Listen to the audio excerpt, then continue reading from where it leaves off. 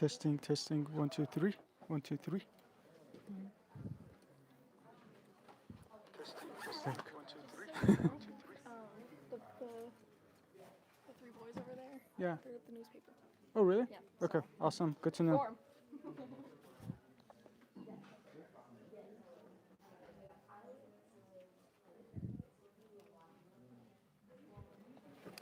Okay, I need to start soon.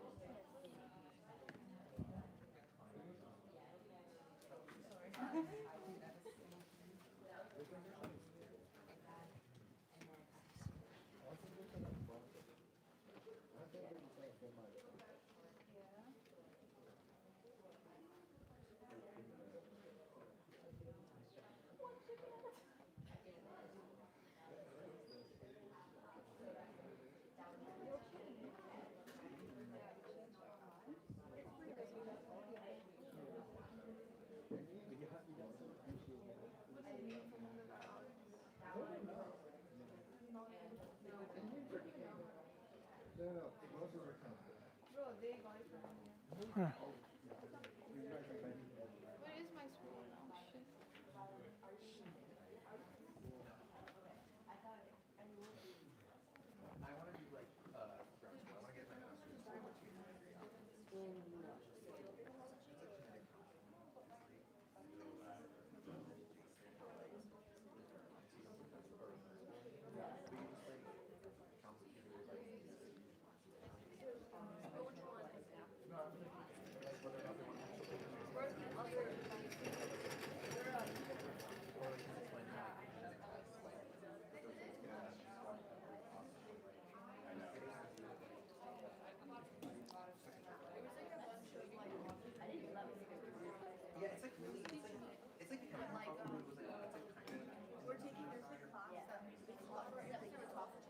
Yeah, exactly, because that's why I didn't really want to do like...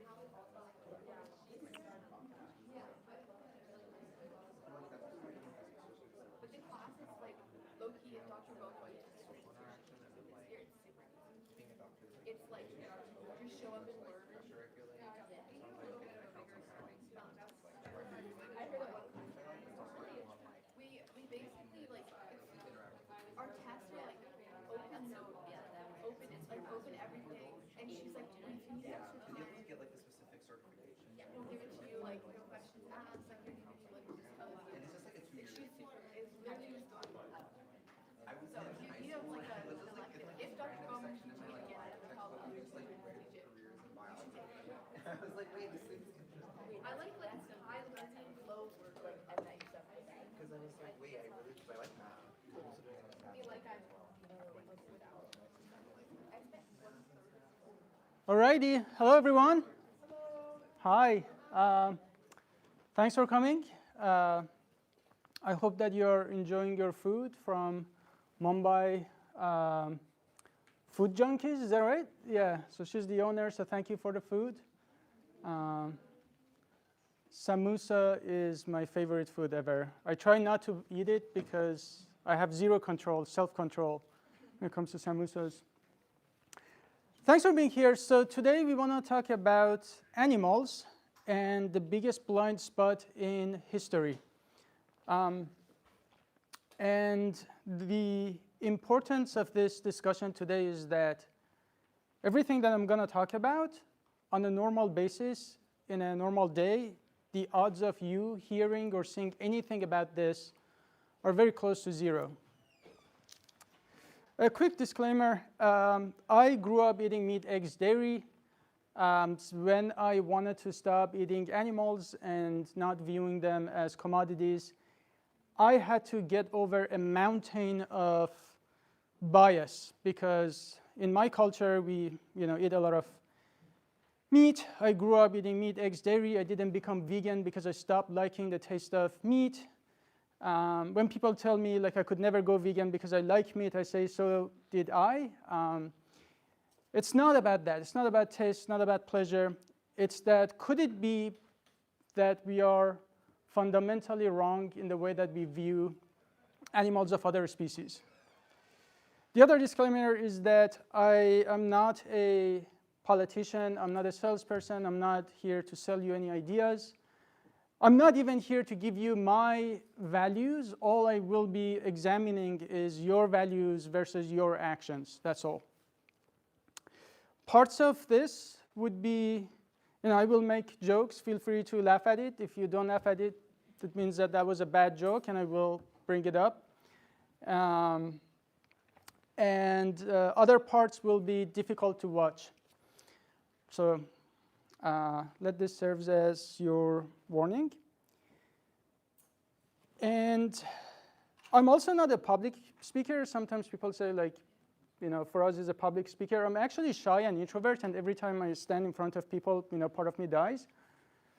But I think that sometimes you just have to do things that need to get done and say things that no one else is saying, as difficult as it might be. So who in this room loves animals? Was that meh? Some of them? I'm allergic. Allergic, all right. But you love them anyways? Okay, yeah. So generally when I ask people who loves animals, a lot of people say, in this country at least, most of us love animals. But what I want to discuss is that in what society are we living that we say we love animals, at the same time we do horrible things to them? I want you to take a second and think about these historical figures, MLK, Gandhi, and Rosa Parks. And then ask yourself, what is it that they had in common? If you ask me, I think what they had in common is courage, the courage to say something that wasn't popular at their time. If you went 200 years ago when slavery was legal and normal, or where black people were looked down upon differently, or any other form of human injustice really, at their time it wasn't cool to stand up for those values. It always took certain kind of people to stand up for those kinds of injustice. I say that this is your chance to think about how you could be like them. These people were not like superhumans. They were people like us. And today we probably like them because they had that courage to say something that wasn't acceptable by the society. And at the end of the day, this is a little off topic, but I'm here. The reason I'm in front of you giving this lecture in universities is because how much I believe that you are going to be the next generation of thought leaders, people who will change the society, people who will change politics and the way we live our lives.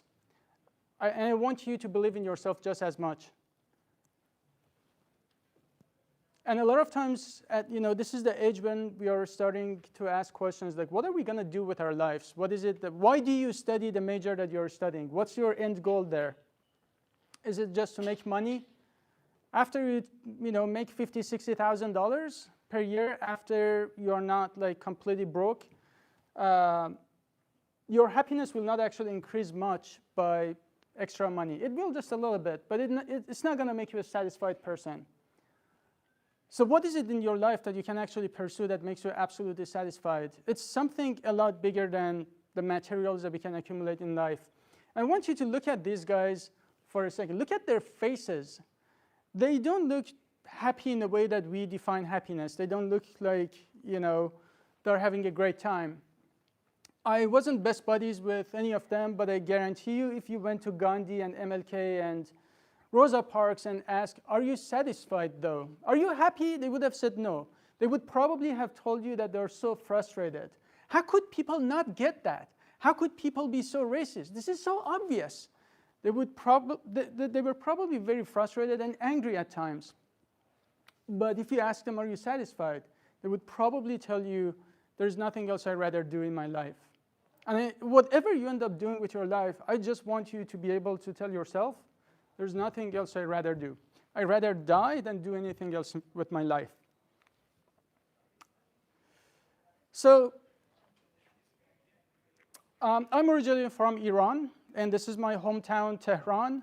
My mom is still in Tehran, and a few months ago there was bombardments. My mom could literally hear rockets landing around her apartment. And as of recently, if you heard anything from Iran, you know, there are massive protests. They've killed tens of thousands of people.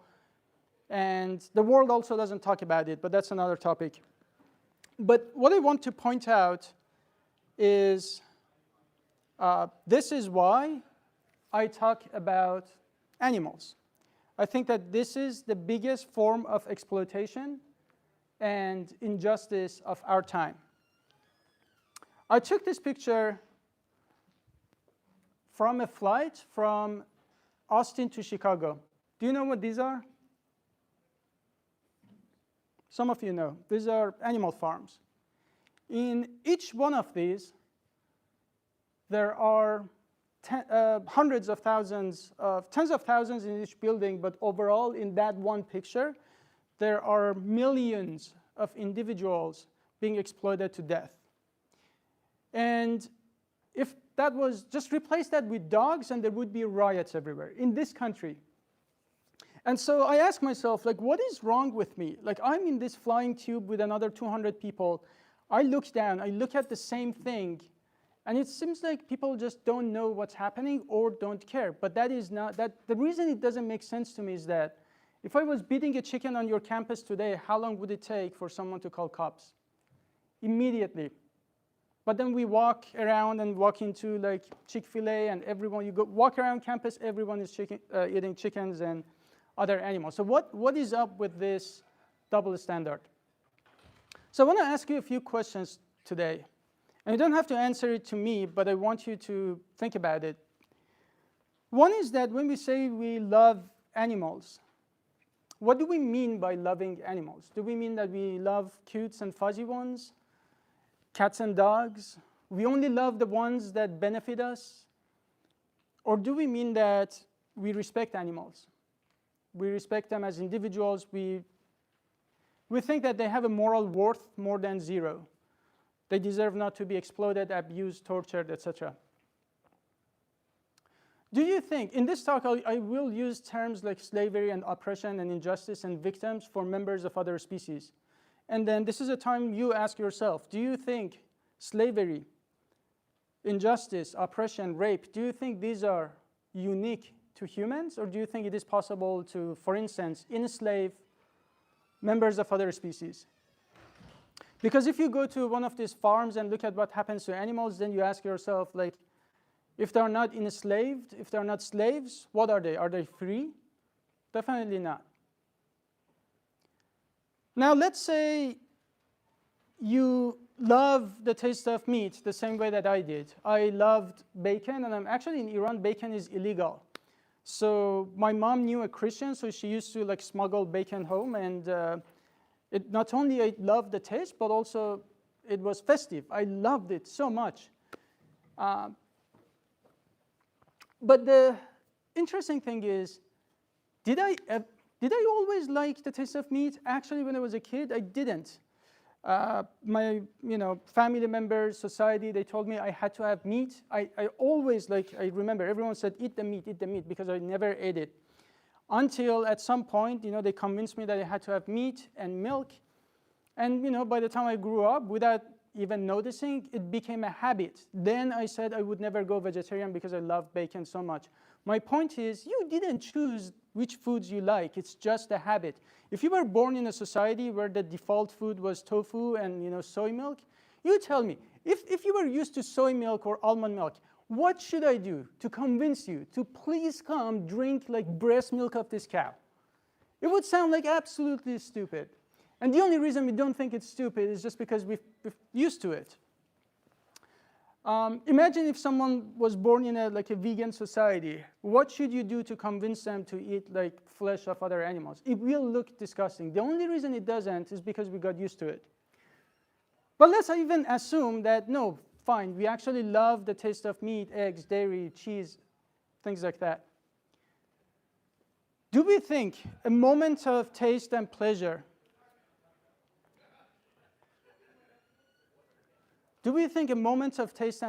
will justify exploiting other animals and killing them? Think about it. If you're not vegan and if you had some animal products, can you remember what you had for lunch 3 days ago? Probably not.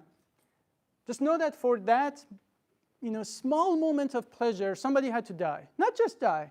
That individual had to be raised in captivity, enslaved for their entire life, and eventually killed, exploited, and treated like a commodity, like a slave from day one until they were slaughtered. For a moment of pleasure. Do you think just because something is legal and normal, those are good reasons to continue something? Can you think of other things that used to be legal and normal, and today we look back with horror? Do you think taste, pleasure, tradition, culture, religion, convenience, do you think these are good reasons to continue the biggest atrocity of our time? And lastly, when I talk to people about, everyone looks at factory farms and they're like, yeah, factory farms are bad, but small farms, no. Maybe there is a small farm. Maybe there is this heavenly-like farm somewhere where animals are never hurt. And yeah, animals are treated humanely. I want you to ask, don't just throw these words around. Like humane, what does humane mean? Humane means act of kindness and compassion. Can you truly, kindly and compassionately kill someone who doesn't want to die? Notice that humane is marketing. You didn't come up with it. You just heard it from industry and you're repeating it. Can you humanely, kindly, compassionately kill someone who doesn't want to die just because you like cheese? That is not humane. That's not kind and compassionate. That's literally being selfish. That's the opposite of being humane.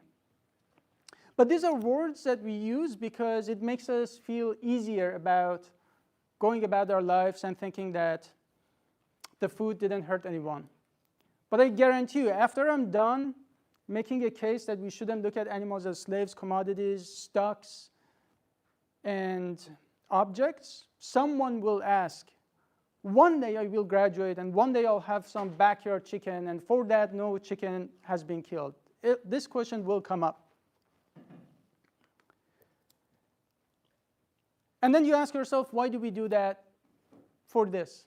Every excuse that today we have, at the end of the day, comes to these.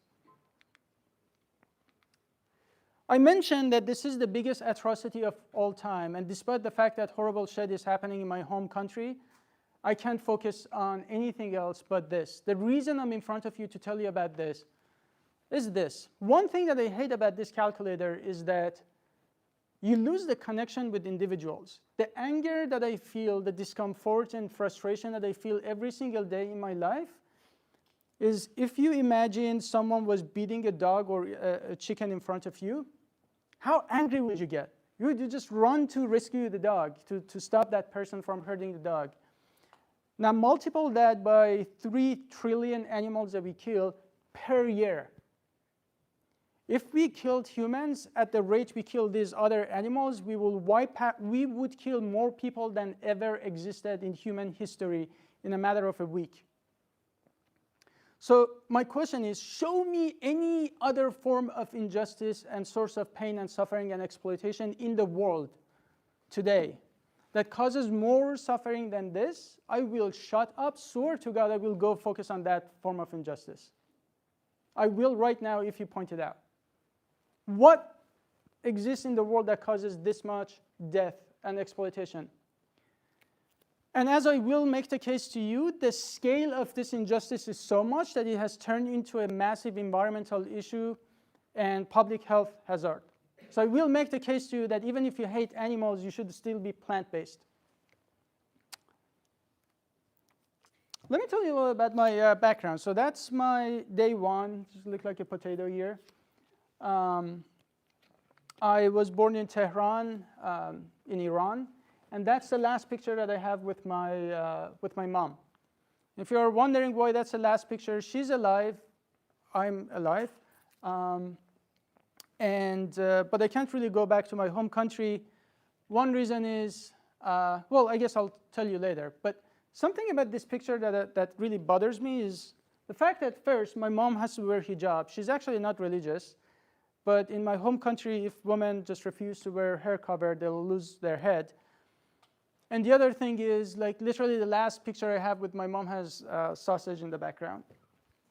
But yeah, so this is about like 14 years ago, and the last time I was able to spend time with my mom.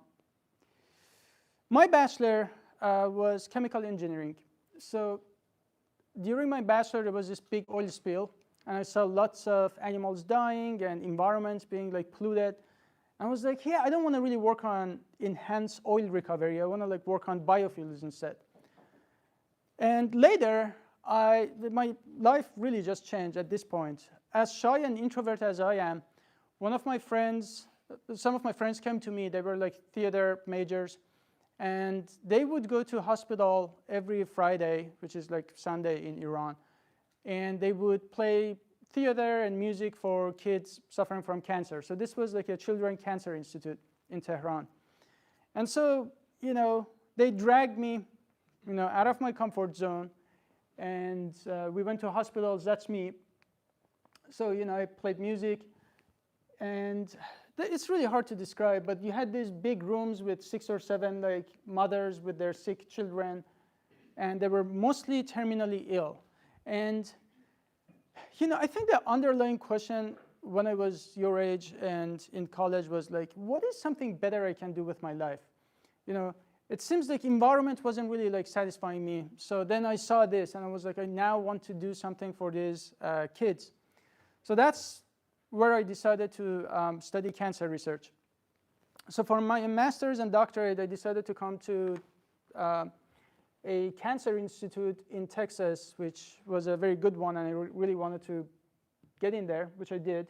I studied cancer, and then after my doctorate, I worked in biopharma on zoonotic diseases here. And I also have to say, like at this point in my life when I was in biopharma, I was making probably around $400,000. And if you know anything about my background, I'm like first generation college student, first generation immigrant. I'm really the only person in my extended family who just got out of that bubble.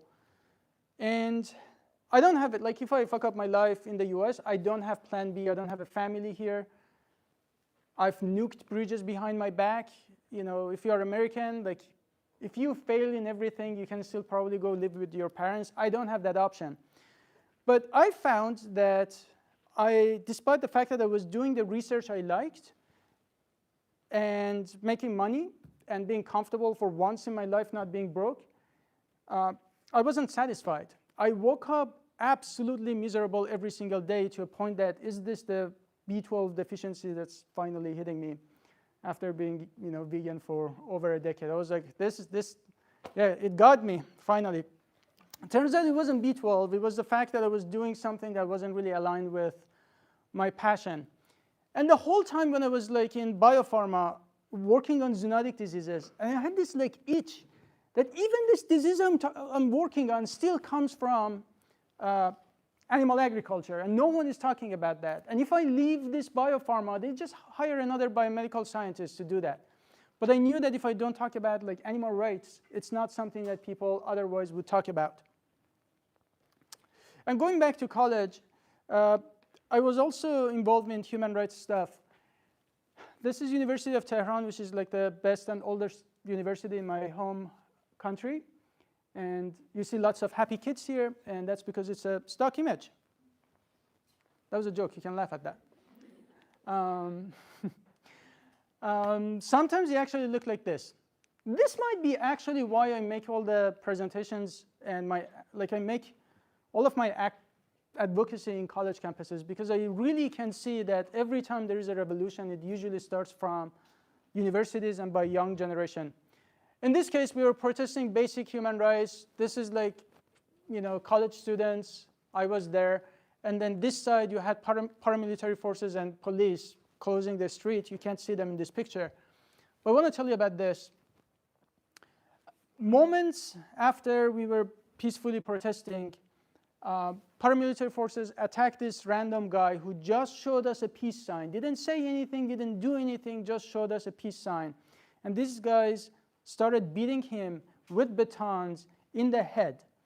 And it's not like a fist fight that you say like someone gets a nosebleed. It's like, all right, this guy is gonna die. And he's like screaming. And before that, I've never had anything like that in front of me. And the fact that you're trapped behind this gate and you can't do anything about it just made it even worse. We were like tossing our bags and everything, trying to get them away. I don't know, it's just one of the best things that you guys have in this country, that you never have to worry about that. And one day somebody will, like, I don't know, break into your university and starts like chasing you. And that day, actually, things got worse. These guys broke down the gates and started attacking students. And I was tear gassed. I couldn't really see clearly. I was trying to get out, and I looked outside. There were vans. They were literally like catching students, putting them, like kidnapping them, basically. I was like, all right, I can leave. I was trying to go to College of Engineering to sort of hide at the corner of a building. Suddenly, I saw like a group of people, but I couldn't really see clearly because I was tear gassed. And it was until one of them who raised his hand with a machete and said, like, motherfucker, wait, and started chasing me. And that's the best motherfucker I've ever heard in my life, because that was my clue to run. And yeah, I've never run that fast in my life. And so my political activities, one reason I can't go back to Iran, I'm also gay, and if you know anything about Islamic countries, that's also punishable by death in Iran.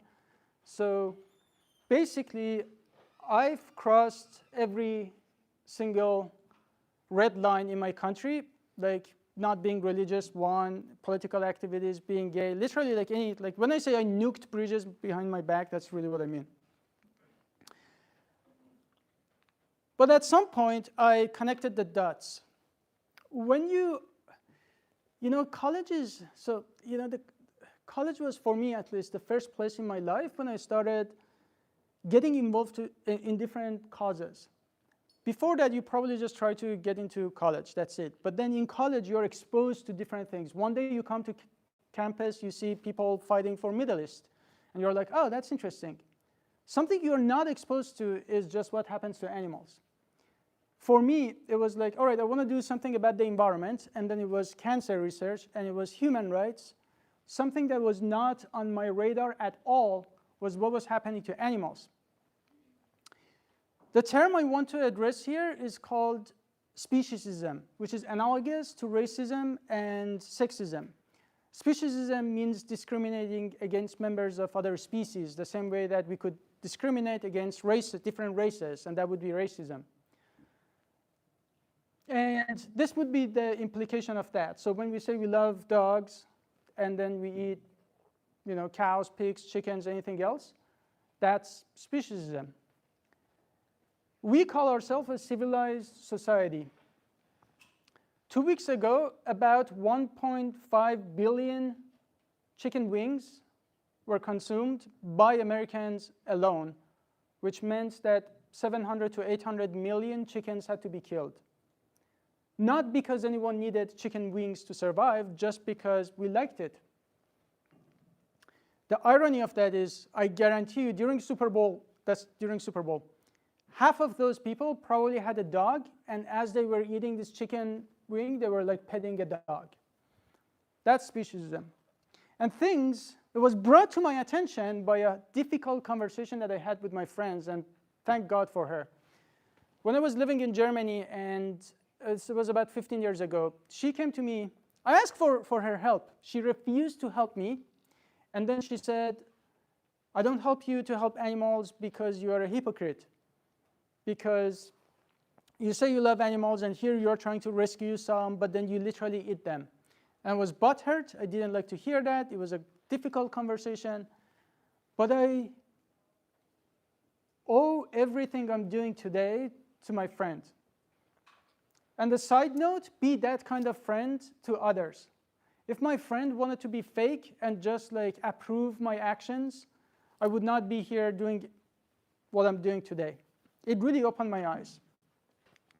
I thought that she has a point. For 3 months, I hated my friend. I was like, she has a point. I don't like when people are being beaten up in the head, but at the time in Germany, Bratwurst was my favorite food. For bratwurst, I was okay with pigs being beaten up. I was against gay people being hanged for who they are, but I was okay with hanging chickens upside down because I like chicken. I was pro human rights and women's rights. And I tell you that there is nothing farther away from women's rights than the entire dairy industry, which is fundamentally based on exploiting reproductive system of cows. What you're looking at is not an isolated case. In dairy industry, cows are artificially inseminated, meaning that someone has to jack off a bull, get the semen, go inside the cow one by one, make them pregnant, and steal their milk, steal their babies, and eventually kill them.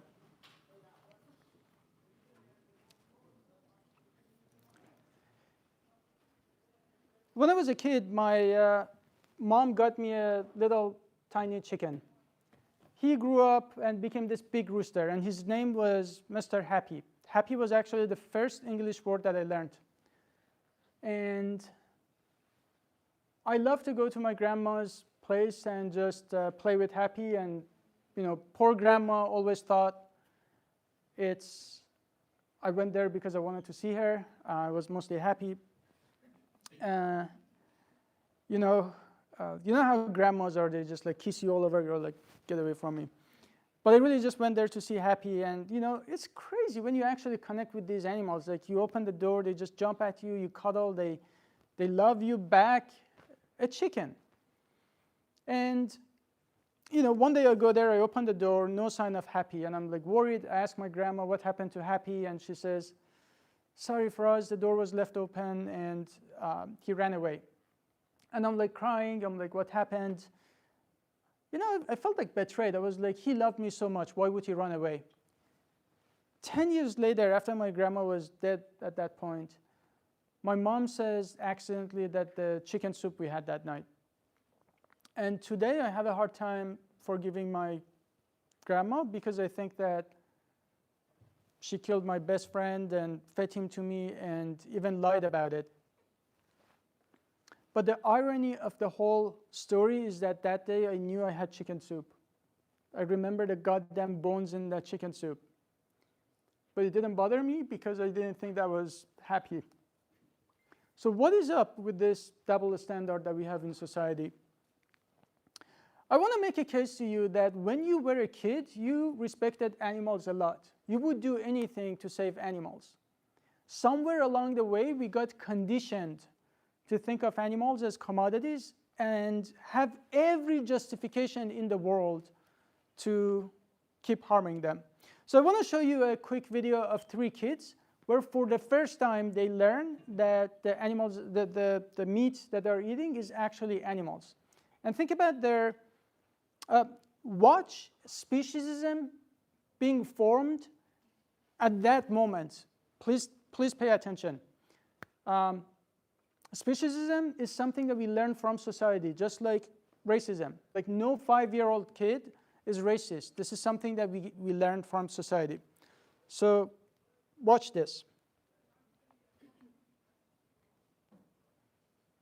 I don't want to eat them ever. What do you think? So what will you eat instead? I will eat whatever there's on the table, but not chicken or meat. Why do you think why do you think you don't want to do that? Because they're animals and I like animals. So what will we do if we miss eating chicken and meat? I don't miss eating chicken and meat. How about fish? Fish? Yeah. Fish? Is it an animal? Yeah. I won't eat that either. Oh my God. So I won't eat animals. okay. Don't really love. Why do I get horses? You don't eat horses, only eat turkeys, Why? and chicken, and pigs, and cows. Speciesism. Pigs are nice. And chickens are nice and cows are nice. So we shouldn't eat them, should we? No, why don't you feed them all up? A little kid knows that there is no difference between like these animals in terms of like, she just loves all of them. But the dad is saying like, we don't eat this, but we eat all these other animals. Farmers. It's their job. It's how they make a living. It's how they make money. They taste good. And they have protein. They're good for you. They taste good, they have proteins. Well, all right.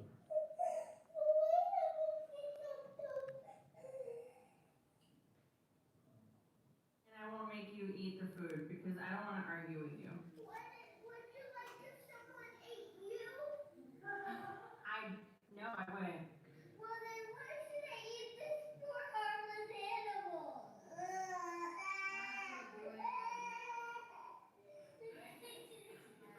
Okay, but do you understand what I'm saying? We didn't kill this animal. It's good for your body. Jesus created animals for us to eat.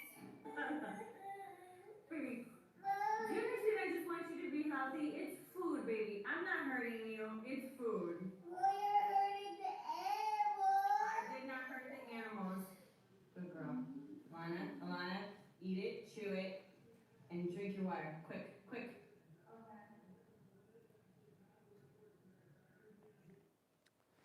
You know, I talk to people about not eating animals, and someone always says, what about fish? A 6-year-old kid, this is like, fish are animals. I don't eat animals, right? Could it be that when we say we need proteins, or animals taste good, and farmers need to make all these excuses, could it be that we didn't come up with it? We just heard it from somewhere. We never looked into it, and we just repeat it. And I want to show you that when we were kids, we were animals' best heroes. And somewhere along the way, we turned out to be their worst enemies.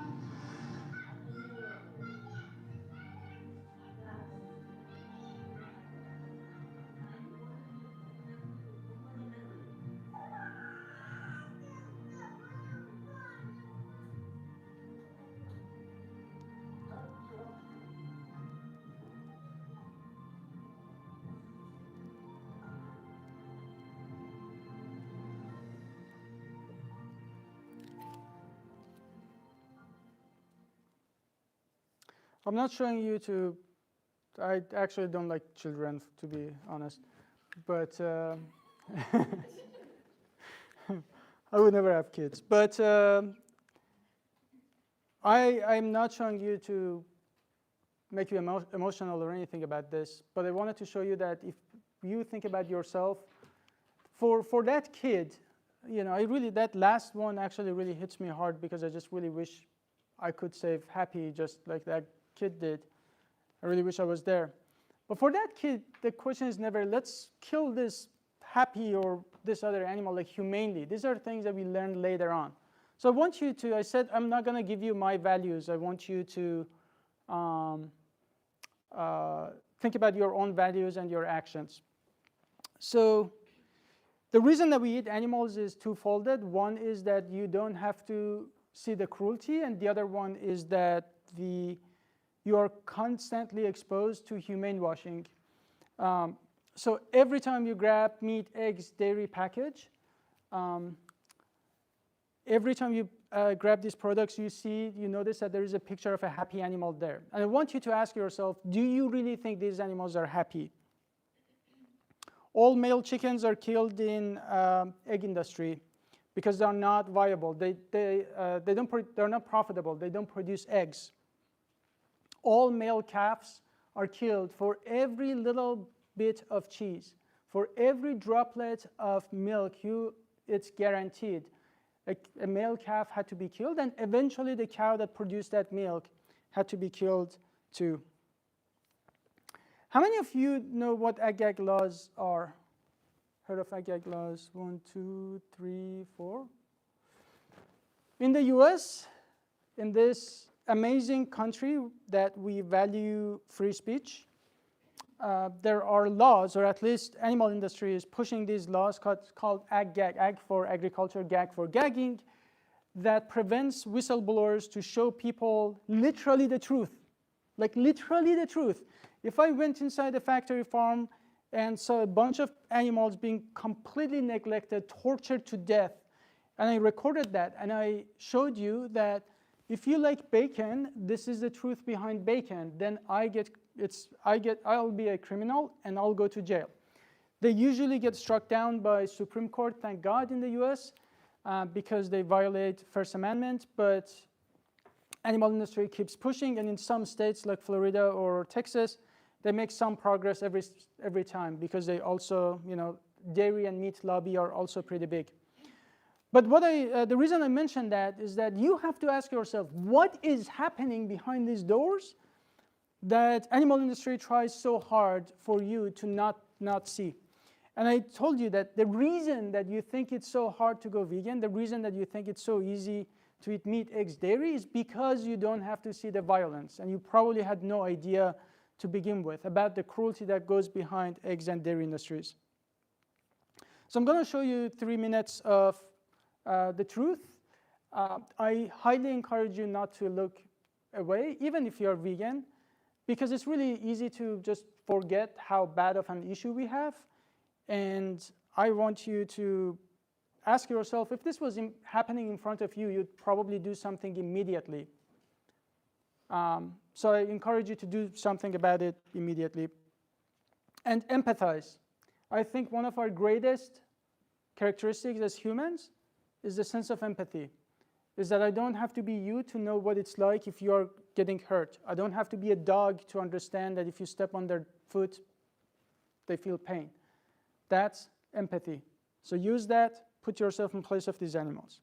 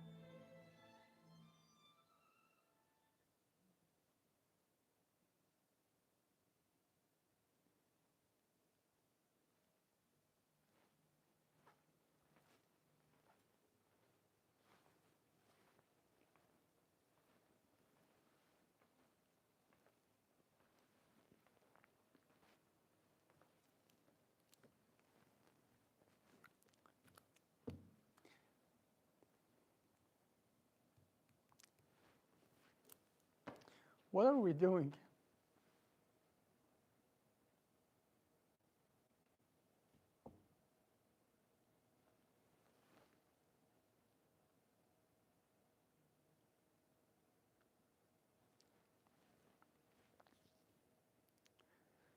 The first few days when I came to the US, it felt like heaven. It felt like the freest country in the world.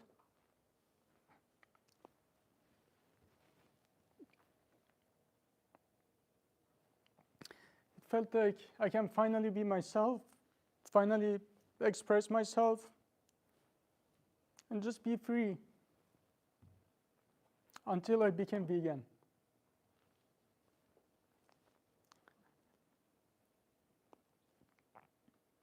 Now I have a voice.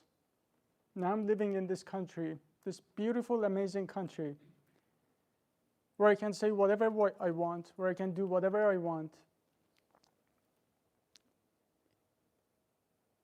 and speak about my oppression maybe back in Iran. But the truth is, these animals, they're executed no matter where they are. If you're gay, maybe you get executed in Iran, but then, here I am. But if I was a cow, if I was a chicken, I would be executed. If I was in Iran or Germany or Australia or the US, no matter what. We have victimized these animals to a point that we do not consider them victims anymore. When we say, can I get chicken sandwich or chicken salad, it's literally identical to potato salad. We've victimized these animals to a point that chicken salad and potato, chicken and potato are the same. I said I'm not going to give you my values. In this country, if you did any of these things to dogs, you will go to jail. There are some laws to protect those animals. What is so fundamentally different between all these animals that we can do whatever we want to these, but not dogs and cats, at least in this country? 95% of students I talk to don't understand that all male cows have to be killed in dairy industry. They just don't know. After everything I tell them, they're like, what about eggs? Eggs are not fertilized. I'm like, that's not the issue. The issue is that all male chickens have to be killed. What do you think happens to female chickens as soon as they're no longer profitable? The whole industry, the whole idea here is to look at these animals as commodities, as slaves. What I'm talking about is not about let's treat these animals better. What I want you to question is that how come we've been conditioned to look at them as resource? And I'm not talking about 2,000 years ago. I'm not talking about places and times in history people had to do whatever they had to do to survive. I'm talking about right now. No one has ever asked me after my talks, one day I will have my own farm with my own dog. The dog is treated humanely, and one day, she'll have some puppies. I'm going to go squeeze those titties and get some dog juice for my coffee. Because we've been conditioned not to look at dogs as milk vending machines. But people always say that about chicken. There is always a chicken in this heavenly-like farm that's not hurt, and then we eat her eggs. What I want you to question is that, did you come up with these ideas, or how conditioned, how brainwashed have we become that when we look at a chicken, we no longer see an individual and we see an egg vending machine?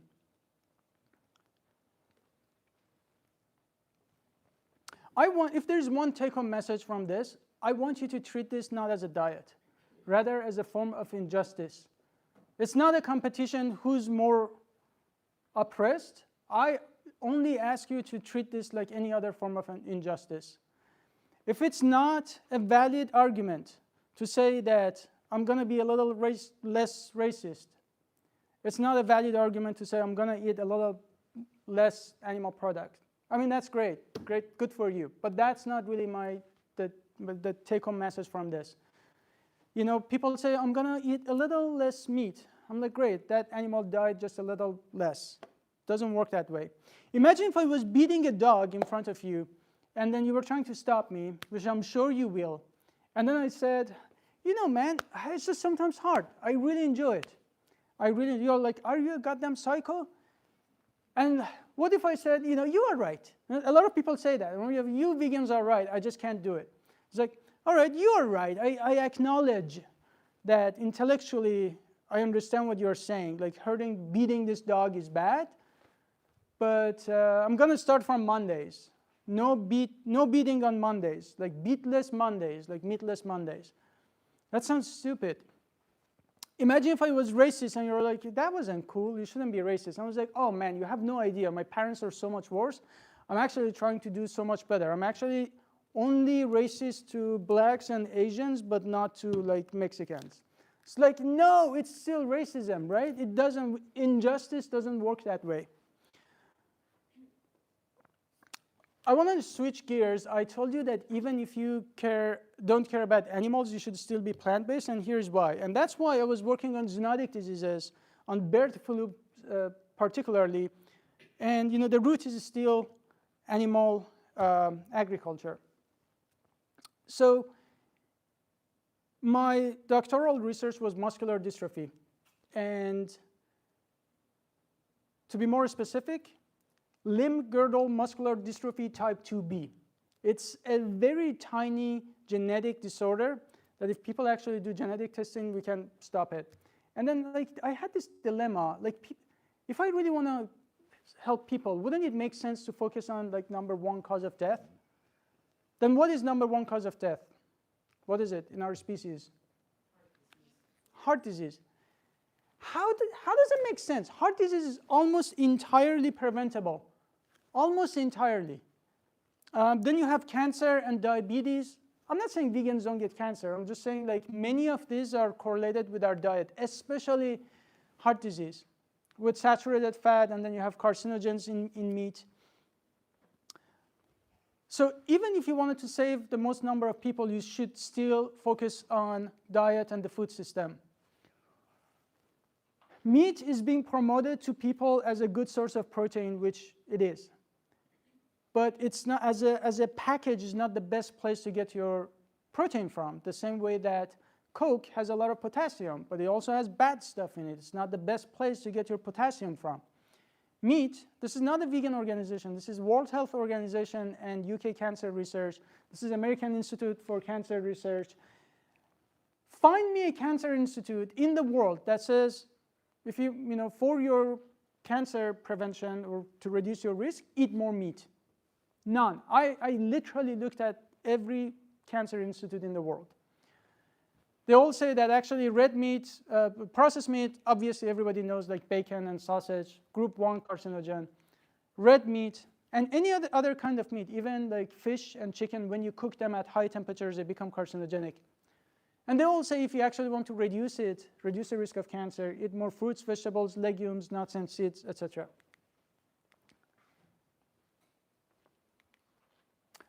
For me to make my argument, if I had a grain of doubt that being on a plant-based diet or being vegan would hurt you, I had no argument to make. But that's not the case, right? I've been vegan for 15 years. I even donate blood. I do full blood tests every single year. I'm not dying from any kind of deficiencies. And it's funny, when you tell people about veganism, their first question is, where do you get your protein from? Well, think about number 1 cause of death, and number 2, and number 10, and number 100. When was the last time you went to a hospital and they're bringing someone, they're doing CPR, and like, what happened? Oh, sorry, you just didn't get enough proteins. Doesn't happen, my friends. Find me a doctor in the US who has ever treated a patient with protein deficiency. Does not happen. In a country where people eat enough food, protein deficiency is not a thing. What is heart disease, cancer, diabetes, etc.? This is the position of American Academy of Nutrition and Dietetics, not a vegan organization, however, the biggest association of dietitians in the world. It says that plant-based diet, including vegan or vegetarian, are healthful, nutritionally adequate, and may provide health benefits. Planned, appropriately planned, because if you don't appropriately plan any diet, it would be a disaster. You can be vegan and eat French fries and, I don't know, like Oreos and not be healthy, obviously.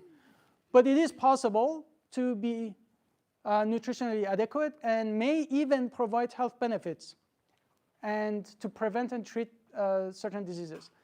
These diets are appropriate for all stages of life, including pregnancy, lactation, infancy, childhood, adolescence, older adults, and for athletes. Because at the end of the day, someone says, some gym bro always comes to me and says, what about, like, I need extra proteins? I'm like, God damn it.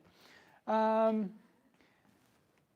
top of that, these are more environmentally sustainable, and they can reduce the risk of certain health conditions like heart disease, type 2 diabetes, cancer, obesity, blah, blah, blah. And of course, there are vegan athletes.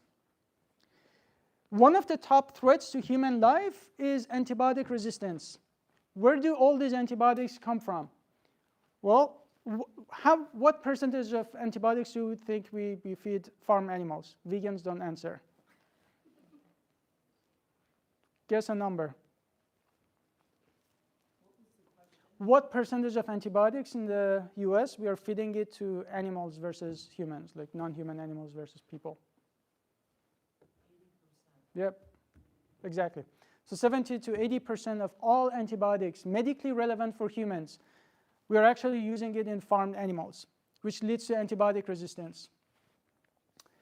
In animal farms, you always have these lagoons. These are basically ponds full of hormones and antibiotics, and they flood, and they're basically an environmental disaster. Every time these pandemics and zoonotic diseases happen, millions of animals have to be killed.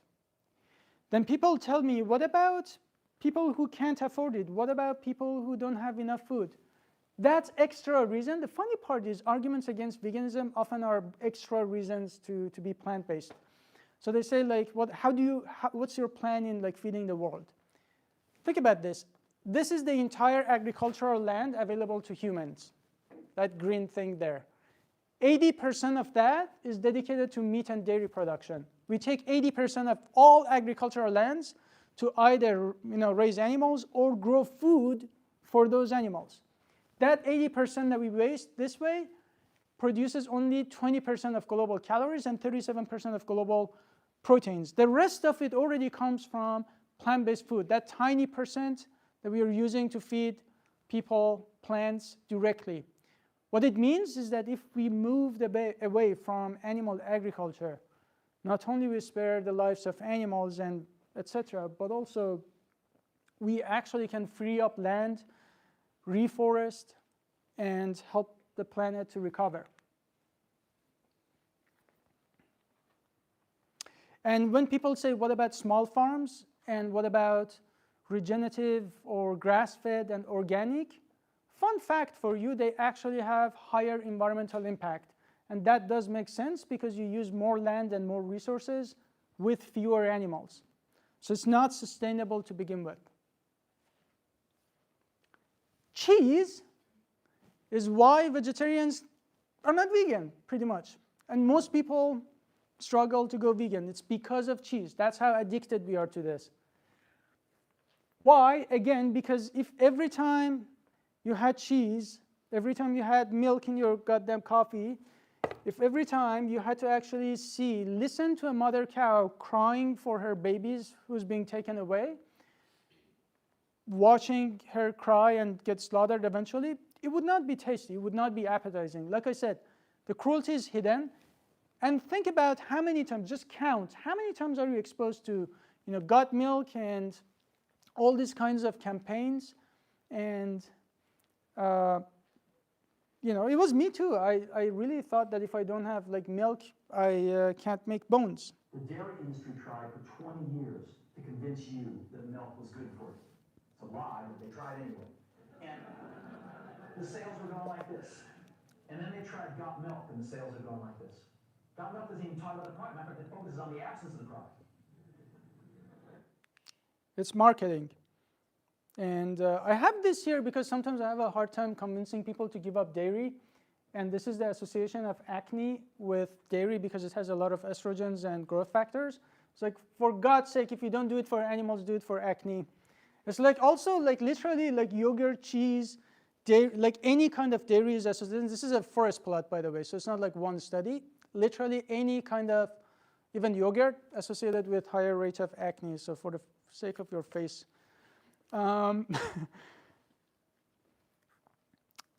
So, okay, this next video I'm going to show you is from Fairlife. It's really important because I want to say something about this.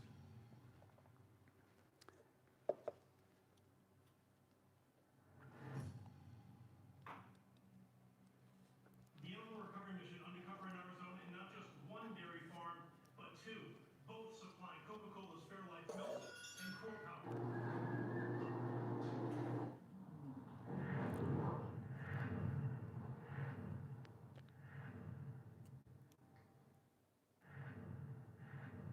This is ARM's third investigation covering 8 Fairlife facilities since 2019. I'm Tim Golden with Fairlife. Animal care is foundational to Fairlife. Newborn calves are chained and violently dragged away from their mothers at birth, simply for Fairlife and Coca-Cola to profit from the mother's milk.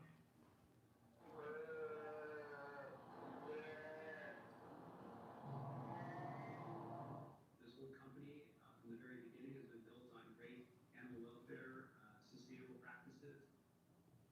I want you to understand these are not isolated cases. And Fairlife is one of the largest dairy producers in the US. And this is not their first investigation. They do 3 investigations per year. Nothing really changes because it's a business. At the end of the day, this is what I want you to understand. When it's a business, these animals have to be exploited in one way or another. You guys recognize this? All right, so I was there, and this is what I found. Right? The difference that it will make in your life is like within your arm's length. I don't think, like I've seen people grabbing this, and I don't think they're bad people. Like that used to be me and literally everyone else who was vegan. But the thing is, when you grab this, and milk especially, it looks so white. It looks like this pure white, I don't know, innocent liquid. The last thing you think about is the exploitation that has gone behind it. But all you have to do to not support this is to just take something else. And I don't care what. And by the way, did you know in the UK, like you can't call it oat milk. They're trying to ban. That's how hard animal industry is trying to fight, that you can't call this milk because people can get confused. Please don't fall for these marketing tactics. Grass-fed, organic, certified, cage-free. People tell me, like, I only buy pasture-raised. Now you have this knowledge. Now you know all male chickens have to be killed, even if it's pasture-raised. This is cage-free. Cage-free does not mean cruelty-free. In an environment that people don't know basic facts, it doesn't make sense to promote things like cage-free when this is what's, like when people buy cage-free, they just really think that now they're eating something that doesn't cause suffering. This is the last video I'm going to show you. But the reason for that is everyone says that there are these, what about these happy farms? Because when you drive around, you always see something like this. If you're into environment, first I want you to ask yourself, what happened to all those forests and trees? Because they have to cut it down to have like 6 or 10, 20 cows to just like walk around. What you have to ask yourself is that you don't see the cruelty. You just see them doing their cow thing, but you don't see when they separate their babies. You don't see when they're sent to slaughterhouses. And the next thing I want to show you is, that's the last tough things I'm going to show you. But as a guy, this hurts the most. I want you to understand this is not undercover investigation. I spent hours looking at this on YouTube. These are farmers, American farmers, putting out these videos and be proud of it and actually teach others how it's done.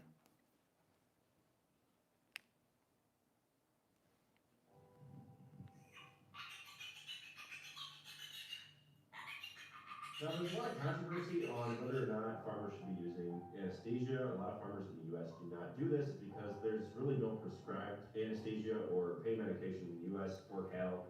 Well, that one had some bouncy balls. It's probably the worst job on the farm. I don't ever look forward to doing it.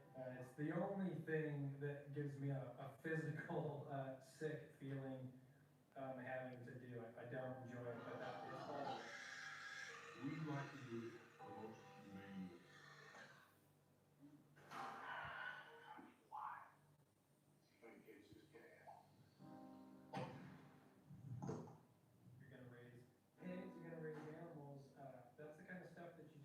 do.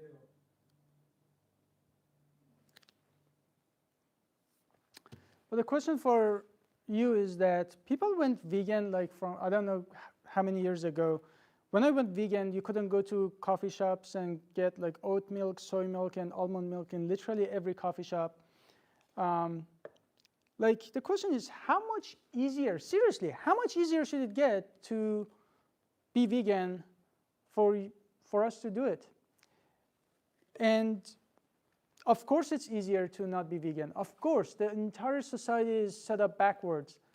But then do you want to give in? Do you want to be, which side of history do you want to be? Do you want to be the one that just gives in and says, well, I don't have easier options? Or do you want to be the person who just does the right thing? Doing the right thing is rarely the easiest path forwards, usually. When you go to grocery stores, just notice you have Fairlife. What a beautiful name, Fairlife there. You have another dairy product here. Notice, swear to God, just next time you go to grocery store, grab any bottle of dairy products, it's always a cartoonish happy cow. The only products that should be allowed to have happy animals on them is like vegan products. Then here you have silk and I don't know, almond and soy and rice milk and coconut milk and oat milk, like literally just drink anything. It's like no one has to separate baby almonds from their moms and like squeeze their teats. Oreos, like people are all surprised that when you go vegan, you discover that some of the foods that you already enjoy eating are vegan. I'm not asking you to eat a lot of Oreos, don't do that. But they say like vegan food doesn't taste good, like French fries and I don't know, onion rings and pico de gallo, guacamole. They say it's expensive. I'm like, you go to Chipotle, seriously. And like, and by the way, people who tell me that, they're like usually students in top universities in the US. But that's aside the point. So you go to Chipotle, you get like what I get is like I get both beans, brown rice, guacamole, pico de gallo, corn, lettuce, grilled veggies. All you have to do is like replace that like dead animal thingy with soy thingy. What is it called? Sofritas. You never learn that. It's actually cheaper and healthier. It has less saturated fat and it is cheaper. I love lasagna. The biggest barrier for people is that saying they think that they have to say goodbye to foods they enjoy eating. I literally eat the same foods. But I would say I'm lazy. I don't cook. I hate cooking. I take my self-confidence in chemistry and I apply it to baking. It does not work. I can't even follow the instructions on the package. But I just want my food to be ready in 5 minutes. I buy frozen vegan lasagna. That's all I have to do. You know, sometimes people say, what about your, like, my life is literally traveling. I traveled the entire semester. I've never been in a situation where I had to eat animal products. Worst case scenario, you eat, like you go to bed hungry. Worst case scenario. But then you don't betray your values because you would never go home and eat your dog because like, I don't know, restaurants are closed or you don't have enough food. You're like, hey buddy, sorry, we had a good time to go. But then, you know, we look at other animals obviously differently. Worst case scenario, you just pack some peanut butter sandwich. Vegan fish, vegan ice cream. Literally, Ben and Jerry's. All you have to do when you go vegan is like turn this shit around and buy, like spend 1 calorie. Just turn this, buy the one that says non-dairy. That's like the vegan one that you probably didn't know. Label this vegan, no one will buy it, by the way. You know, if you're worried about protein, if you're dying from protein deficiency, Clef Bar, Luna bars, Starbucks' favorite drinks are now all based on soy and almond. This Thanksgiving, like Thanksgiving, we get together to be thankful, to like celebrate and just, and then that for that one day we kill some like 60 million turkeys, and you know make aspirate from them and just put it at the table. And so you can actually buy tofurkey, which is based on soy, and cause some massive drama at your Thanksgiving dinner. But do it anyways, because society needs to change. And by the way, if your entire Thanksgiving fun depends on a tortured dead turkey on the table, and if you like remove that, the entire tradition falls apart, that says something about your relationship with your family members if the entire thing depends on that dead turkey. Just saying. There is Beyond Meat, Impossible Burger. I don't say these are the things that you should be eating every day, but that day that you really miss eating a burger instead of eating an animal, you have the option. When you go vegan, you don't actually have to give up your identity. If you are religious, if you are Muslim or atheist or Christian or left or right, it doesn't matter. You remain who you are. You just stop participating in the biggest atrocity of all time. There's vegan cheese. This is like, unfortunately, I really like Takis, and they are vegan. It's like it takes a week to understand what products are vegan, and that's it. Chocolate, vegan cheese, protein powder, and even vegan egg. But the last question I want to address is, can you actually make a difference? Because everyone says that. Like, if I go vegan, will this entire thing stop? Well, of course not. But that's not how societal changes work. What gives me hope is that there has been no other form of injustice and social movement that changed because everyone did the right thing. It always starts when a small group of thoughtful people just like you do the right thing. It's a tradition to eat animals. It's a part of our culture. But culture is fluid. There are good things about culture, there are bad things about culture. It's our job to keep the good things and let go of the bad ones. I say that, of course, you can make a difference. Now, like I said, all these vegan products that you see did not exist 10 years ago. They all exist because people did the right thing. But I want to take it to another level. If you, in the heart of your heart, know what's happening to animals is injustice and wrong, you have the moral responsibility to not be a part of it. We can never abolish racism. People, as long as people exist, there will be racists and sexists and people who steal and rape and do terrible things. But just because those people, we can stop it everywhere, it doesn't mean that you and I now have the rights to do them, right? If you go to a racist society, if you go to a society where everyone is littering, you're not going to be, well, okay, then I guess I'm going to be racist, I'm going to be litter, right? That's not how it works. If you think doing this to animals is wrong, it's on you to do the right thing. You are not responsible for my actions, but you are responsible for yours. I have two questions because people say it's hard. I'm like, could it be that you're forgetting someone here, right? It's easy to say it's hard to go vegan when you're thinking about yourself. But the whole idea is that if you look at it as a form of oppression, you need to look at it from the victim's perspective. And when you do that, it becomes the easiest and most obvious thing in the world.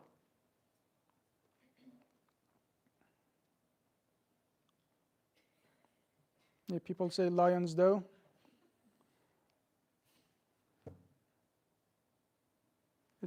My laptop has become very slow. It's B12 deficient, I think. So just bring it back to these guys. If you leave this lecture, whatever, and eat a double cheeseburger tonight, you're not going to hurt me, and I wouldn't even know. You will fit in this stupid, ignorant society just fine, and no one will judge you. Indeed, if you choose to do the right thing and go vegan, somebody will probably mock you or give you a hard time. But I want you to, for once in your life, look at that meat, look at that cheese, and ask yourself, what happened before that cheese ended up on my plate? And is it really, truly aligned with my values? And if not, don't betray yourself, and don't betray the animals. And I know that sometimes it's hard. I know sometimes you go to a party and the cake is already there, there's already egg in it, and you know that if you eat it or not, no animal is going to come back to life.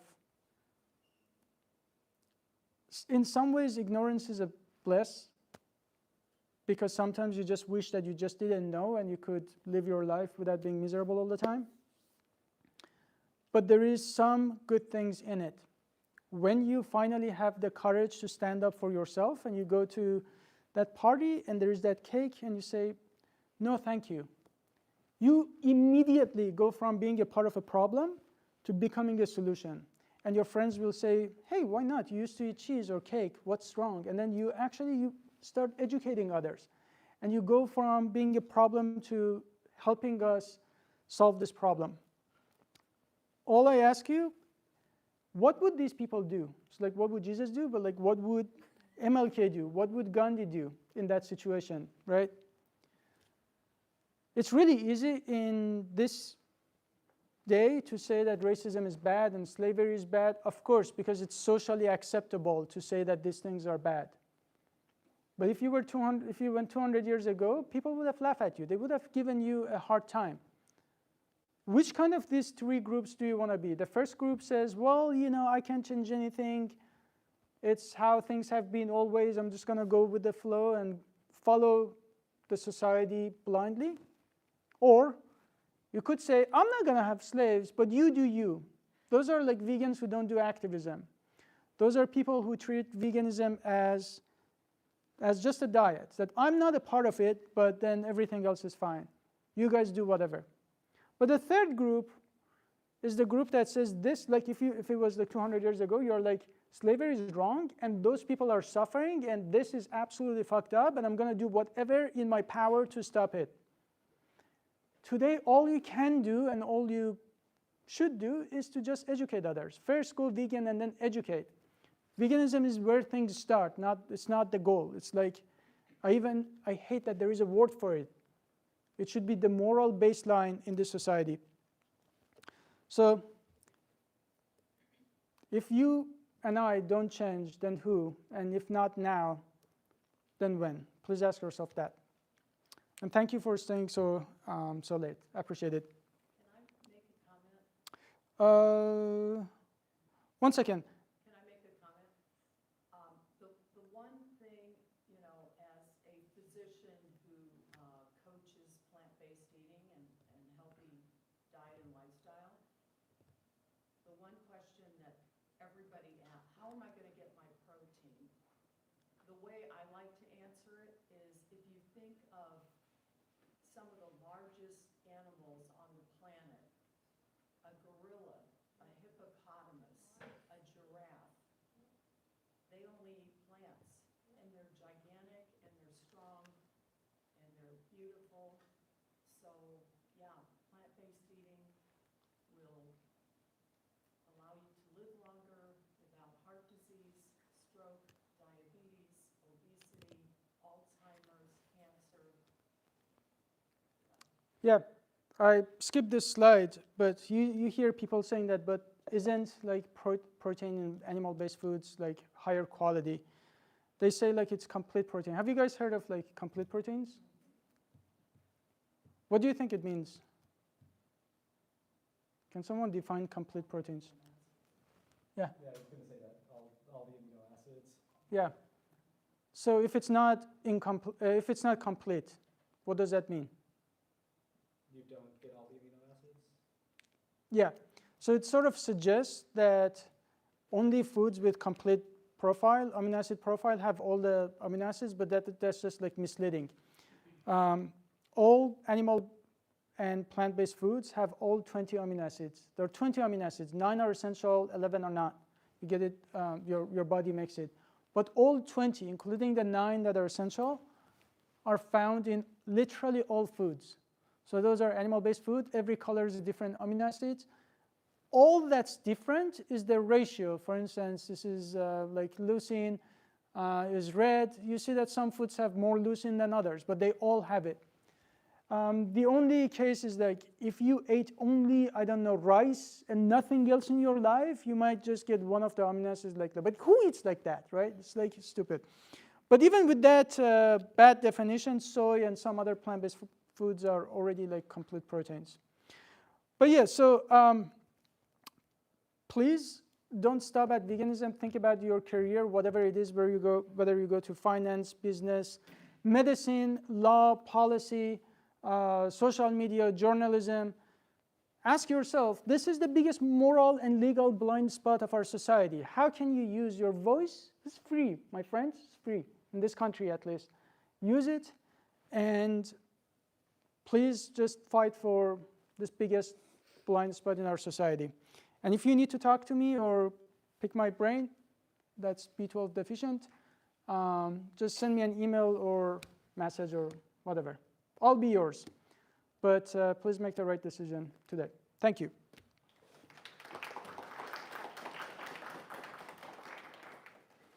Okay. Questions? Actually, question. So, I have a close friend, and she is like anaphylactic, allergic to nuts, and I never know what to tell her. Like when we talk about, I always like I never want to like talk about it with her because yeah, like she's pretty specific about what she can eat. So like for people with like a bunch of allergies, how do you recommend talking? Great question. How do you recommend like veganism to people who have a bunch of allergies? I usually tell them that the fact is, it is harder for some people to be vegan than others. But it's always easier for us to be vegan than the animals to go through what we just watched, right? And I say that if you don't agree with what just happened to animals, right? If you agree that that is wrong, wouldn't it make sense to exhaust every possible option before your option is, let me go back to eating animals? And oftentimes these people have not like discovered, or maybe sometimes they actually try to go vegan, they did it wrong. People go vegan, they don't know nutrition, they eat French fries and Oreos, they get sick and they say it's veganism, right? They might have tried it, it didn't work, but what I suggest is that talk to a plant-based physician, talk to a plant-based dietitian because they know how to deal with this. But I want to take it to another level. In life, we always have challenges. Each one of us has some unique challenges in our lives. You heard some of my stories, but I know that you share some of them, and your friend probably has other health challenges. In life, we can use these challenges to do even better. I know a vegan at UT Austin who has nuts allergy as well as soy allergy. Even when we go to a fully vegan restaurant, he has to eat as if like a vegan goes to a steakhouse. Like he has to talk to the kitchen and cause drama and all that, like what vegans do, for them to make him something that he can eat, right? But I love him. Like nothing stopped this guy from being vegan. And because of that, he's such a source of admiration for me. Like I tell people, like I know this guy. If he can do it, right?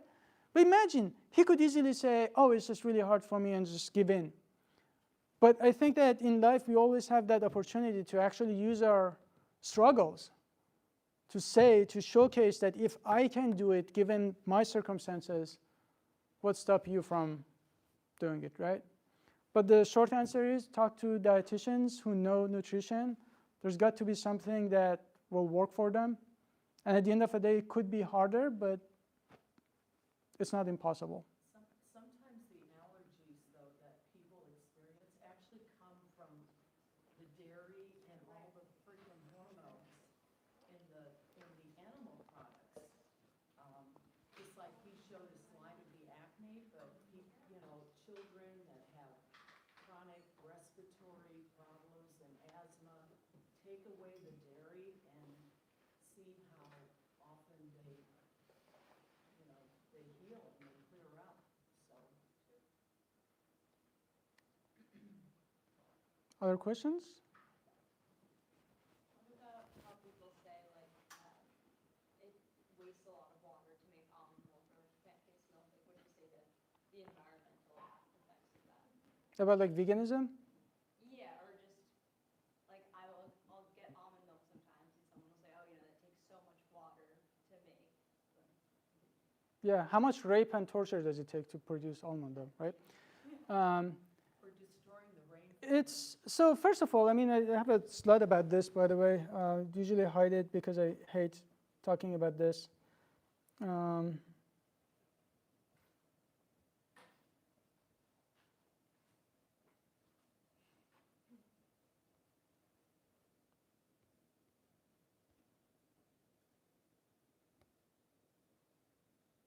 Oh, maybe it wasn't in this presentation. But basically, if you even compare the amount of water that is consumed in is up. There we go.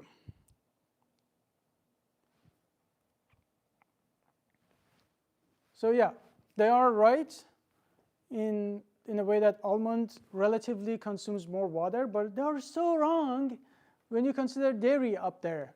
Okay, so there's that. So they're factually wrong to begin with.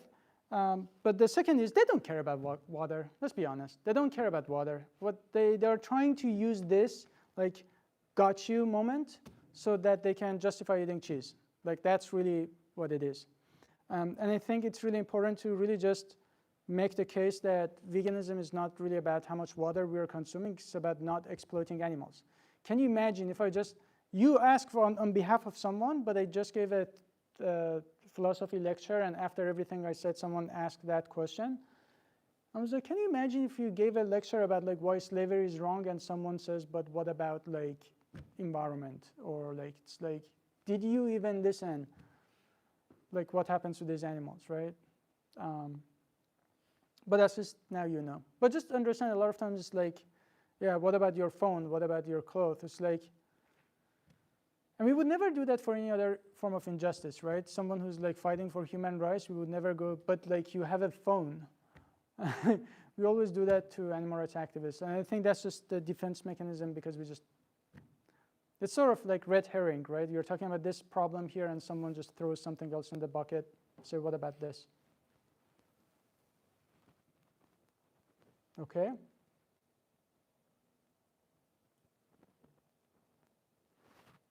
That's it? Okay. Thank you, guys.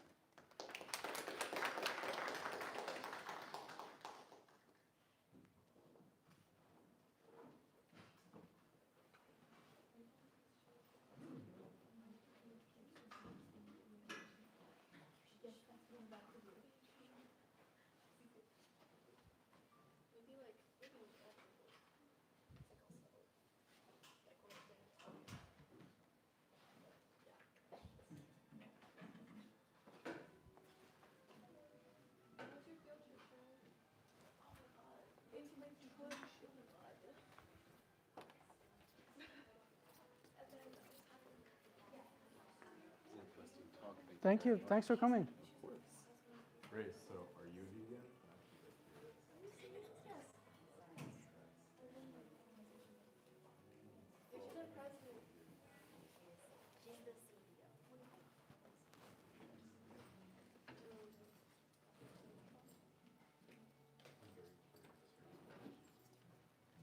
Hi, Anne Burrell. I emailed you. Nice to meet you. Hi. I'm glad that that we were able to connect. I don't know if you remember from my email, but I was doing a talk on animal experimentation, like right at the exact time as this talk. Right. But then mine was at 5, and then luckily I was able to come over here and just catch the tail end of this or Thank whatever. you. So I was really glad to be able to see this and Nice to meet you. just to say hello and get to know you. I still haven't met Grace yet, but I'm trying to connect with her because I teach. Every semester I teach sections of present moral problems, and I try to connect with students who do the students group. So every semester I have someone from like the effective altruism group come in and stuff, and so I connected with Grace and just was gonna, I don't know, either have her come in, her or someone from her group come in and talk every semester or something. So just wanted to say hello and stuff. Hello. Yeah. Great to meet you, and just wanted to say hello. Thank you. Thank you. I would love to connect with the students. I actually just taught 3 philosophy classes at JCCC in Kansas. Oh, yeah. I just love it. Yeah. I think I basically ask questions and like go figure this out because if we are wrong, then we are horribly wrong when it comes to animals. Well, and I find that, like, with your science background and students from the sciences, I think just to be able to use that part of their brain and to kind of slow down and say, like, oh, we can ask whether this is okay, and we can just kind of ask, is it okay, Where do these habits and thoughts come from? Like, did we come up with them, or did we just hear it and we are, like, repeating it, right? Yeah, and also, and not to go to either, like, I think sometimes, too, the quick thing is to go, like, oh, well, if we start to ask these questions, then it's like, well, I have one opinion, you have your one opinion, well, it's all subjective. Yes, or something. It's like, well, there's better or worse worse ways to reason, though, you know? So let's just kind of try some of these things out, you know? And so, yeah, I think it's been rewarding, to kind of teach one of those introductory classes where you get students from all kind of different things, and to hear them say like, oh, this is kind of, just to have this be their first exposure to that way of reasoning about it is so nice. But well, I know that your talk was probably very long, so I really appreciate that you just made the effort to just come. I really appreciate it. Oh yeah, great, good, and glad to see you, and glad to see what I you're actually doing and thought I'm everything. here tomorrow. I was actually thinking about coming to find you tomorrow to say hi. Right, yeah. And I'm meeting up with someone at Blueprint Coffee in the Loop, so I don't know if you will, we could exchange cell numbers if you wanted, just in case you'll be around, because I'm not coming onto campus, but if you know the area, then the Loop is just that area just north of campus that's just, like the walkable area. So I'll enter my cell here. And then I'll call myself real quick. So that's me. Arizona. I got my cell when I was in grad school, and then that's just the one that I have now forever. So yes. Yeah, and so it's Anne, A-N-N-E. And last name is Baril, B-A-R-I-L. Yep, that's me. Okay. So yeah, we could text and see, and if it works, it's great, and if not, we can connect another time or something. But I would love to, and also like anything I can do and help. Last night I actually gave a talk to Philosophy Club. There was another one. Right. Yes, I saw that. Yeah, good. It was so good. Oh, like good. These kids. Oh, That's good. like all my passion is just. Yeah. Oh, good. I don't know. Glad. Good. Like that guy just sneaked in and said, like he's like, I want to change. Where do I get started? Oh, yeah, that's it's really nice. good. Oh, yeah. good. Okay, well, I'll introduce myself to Yeah. Grace then, because Yeah, I haven't yeah. met her properly then. But yeah, great. Well, thank you. Yeah, of course, of course. Hi, This is Anne. It's Anne Burville. So we've been emailing. Yes, and I'm sorry I'm really slow about emails, and I'm just always so overwhelmed and stuff. So I'm glad I was able to come out and just it was great. Yeah. So it was a dinner and dialogue, and so it was animal experimentation. So I was kind of the ethicist, and then we had someone from one of the labs on campus who talked about. Yes, but we definitely do it as a dialogue. So it's definitely not kind of like try to win, but it's kind of like here's this perspective and this, and then we invite people from the group, whoever. And we had, I don't know where you had catering, but we might have had the same catering. Did you get it at Gokul? Was this? Oh, ours is from Bombay Food Junkies. Oh, okay. Oh, yeah, I love good. Gokul. We go to Gokul all the time. Okay, yeah. So we got Gokul. So I came here. I was like, I wondered if they just made like one very convenient trip and was able to do like delivery for two. So how does this work? Like, is this your full-time thing? Yeah. Not full time. So during leave off of work, yeah, it's a very small team. It's me, that lady with blonde hair, so Elaine and Christian. So it's basically two people, and the rest are either like volunteers or we pay for travel, accommodation, things like that. It's a very small team, and we try to support like 30 chapters.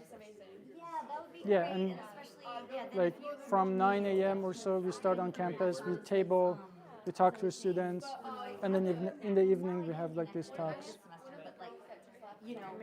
Like last night I went home at like 10 p.m. Like it was in a philosophy club, philosophy lecture I was giving. But it's like day and night really just working and bringing this to universities. Thank you. We just gave some donation back to your PayPal. What? Thank you. No. Oh my God. I didn't know what was this about, so Yeah. I feel guilty of charging. No. We don't want vegan businesses to go bankrupt, but I really appreciate it. Yeah, so with everything, economy and everything, it's been so tough, but like you said, you just take your stand and you have to stick with that, and that's what I do. I post stuff, I tell people, I talk to people, because the more the question that they have in their head, that is this right? That can probably go in that direction that we want them to think and go. So, like I said again, feel free to contact me if I can ever be of any help. Would love to, because this is great that you're doing Thank you. full-time. I'm so glad that you came. We could connect in person. Absolutely. Yeah, thank you. Oh, thank you so much. Thank you so much. Yes, really appreciate it. the food. Keep doing it. Yeah. Thank you. We'll support, okay? Thank you. I think you're a hope for these locals. They love to see that support. Yes. I think Grace was really. And WashU and SLU, I have done so many events, so many events. And please, if you ever find like other students in other colleges, that's what we do. We help them. But my goal is, I didn't really talk about ASAP too much, but my goal is for these to become like really organized student groups everywhere in the country instead of like random groups that pop and then students graduate and everything dies. And it's really good. Like Julian, have you met Julian? He's one of the officers, he might be the VP. And he started vegetarian, became vegan, and now he does like amazing, like perfect, like activism, just talking to people, right? It's just so beautiful to see them just because it's not just about making somebody vegan, but like just like yourself, like you're using your business and you're right. And one person like that is like the snowball effect. Like I said, I'm seeing the change over 10 years of what kind of people walking into my place and what they're expecting and, you know, why they're thinking what they're doing. And I've talked to people, like, I love to connect to people because I'm like, what's your story? Because I am from medical too. I've done my optometry, so I practiced for 10 years. Really? Yes, so I understand the diseases and everything.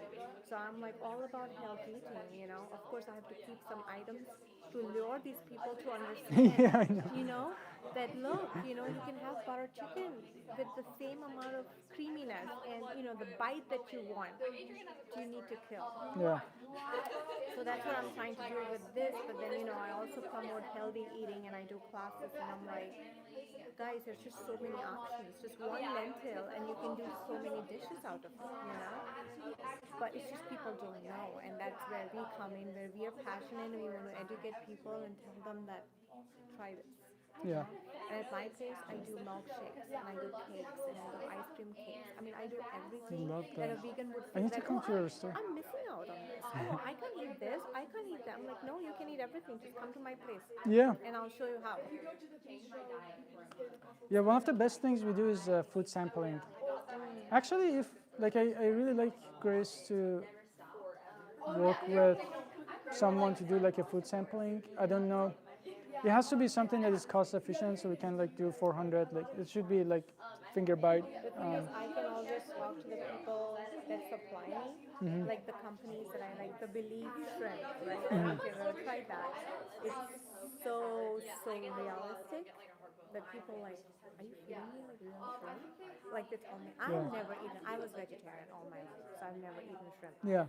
But then people tell me that and I'm like, right. So I can always approach them and see if they would give out freer samples that we can, you know, because I'm buying from you anyways. So Yeah. I don't know. Yeah, if we can get something that's with foods like this, we can spend a little more. But like with food sampling, like giving people like 200 or 300 food samples, once they have something that they like, or like, oh my God, I had no idea vegan food tasted good. Correct. It's like, Exactly. and then it just like defense mechanism goes down. But like I said, whatever if I can do from my side, I will subsidize. I will just give you, you know, because I do want to help out and, you know, have more people turn towards it. So. Yeah. Thank you so much. Yeah. Always. Yeah. It was a pleasure meeting you. So good to connect. Thank you. And like I said, I will keep that. That physician just walked out too fast. Oh. I would have she taken left. her card because we're part of the vegan community on Facebook here in St. Louis, and there are people who are asking for vegan physicians. Yeah. It's always good to have their cards on hand. Yeah. Just so that, you know, I can connect, like, look, you can talk to them, you know? Because other people, like even my daughter's pediatrician, chicken or B12, or you're taking this, or you're doing this, like, what do you eat for protein? And I'm like, all right, my daughter's been vegan from 5 years, when she was 5 years, and she was like, Mama, can you feed me before I go to this birthday party? Because I won't touch anything over there. Well done. I'm so proud of her. Like, I would not force her. I'm like, you can have your cookie. No, I'm not going to touch it. Well done. That's it. So, How old is she now? she's 16. Okay. Great. Yeah, and she's so firm on stuff, you know.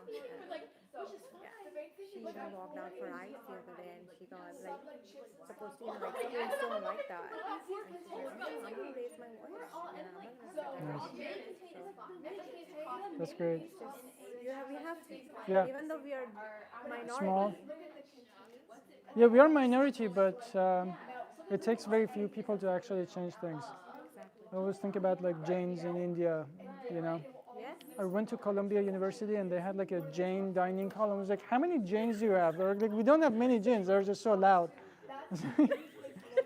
We definitely have more vegans than Jains. I tell you that. But I always felt that Jainism is so difficult, especially in this country, because like they call like, what can I eat? I'm like, no potatoes, no onion, no garlic. I'm like, oh my gosh, it's like big list. But then they have dairy. You know, yeah, but they're like, we don't care. We follow it so religiously. We care your family. There's no option. You can eat whatever. Like you said, peanut butter or sleep hungry. Yeah. It's not gonna kill you, you know. So yeah, good pointers out there. So. Thank you. All right, well, nice All right. to connect. I Nice gotta go, to see you. But all right. take care. Thank you. You too.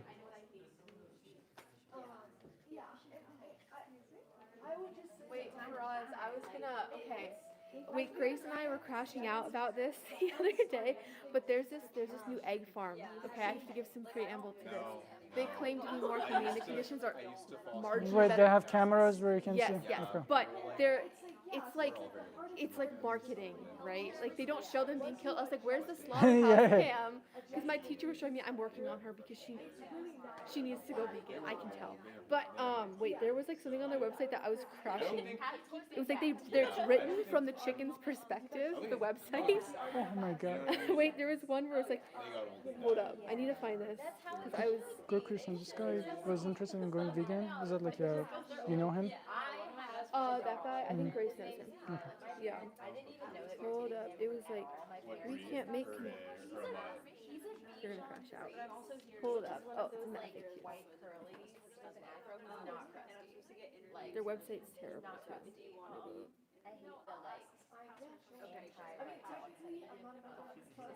That's even better because then you're like Oh my god, where is this on the website? Hold up.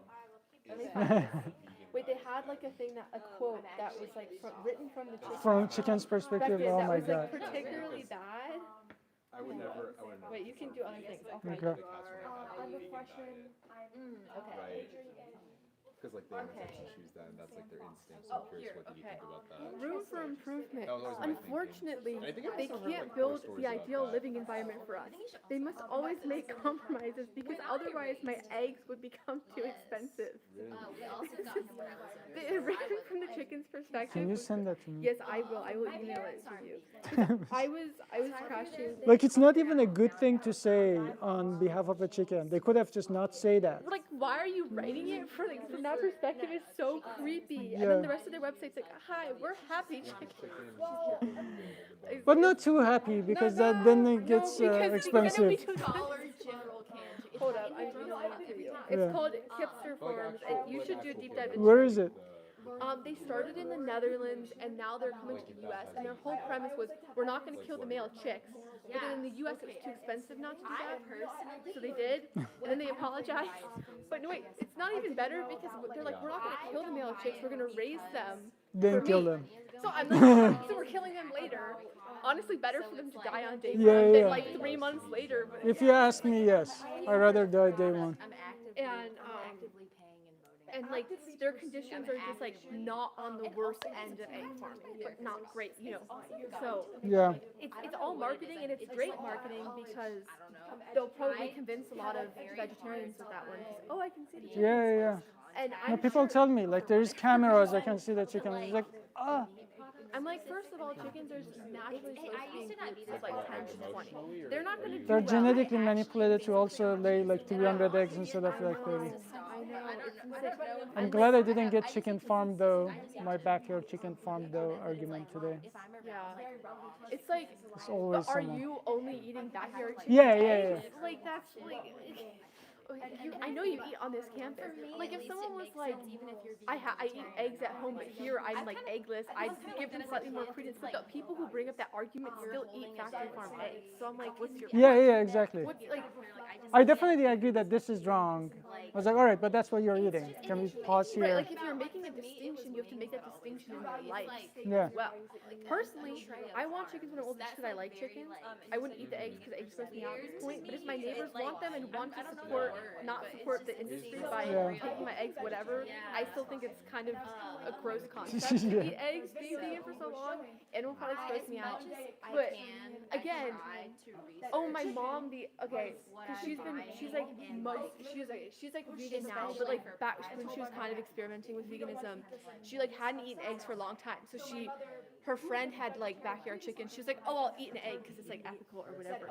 And she called me and she was like, this is so like overhyped. Like I guess I forgot how mid eggs were, but like I built it up in my head and it was not. Yeah, for sure. I don't need to eat eggs. Yeah. It's pretty creepy. Yeah. But you should do a deep dive. Yeah, I will. You send it to me? I emailed it to you. Okay, great. During the time Yeah.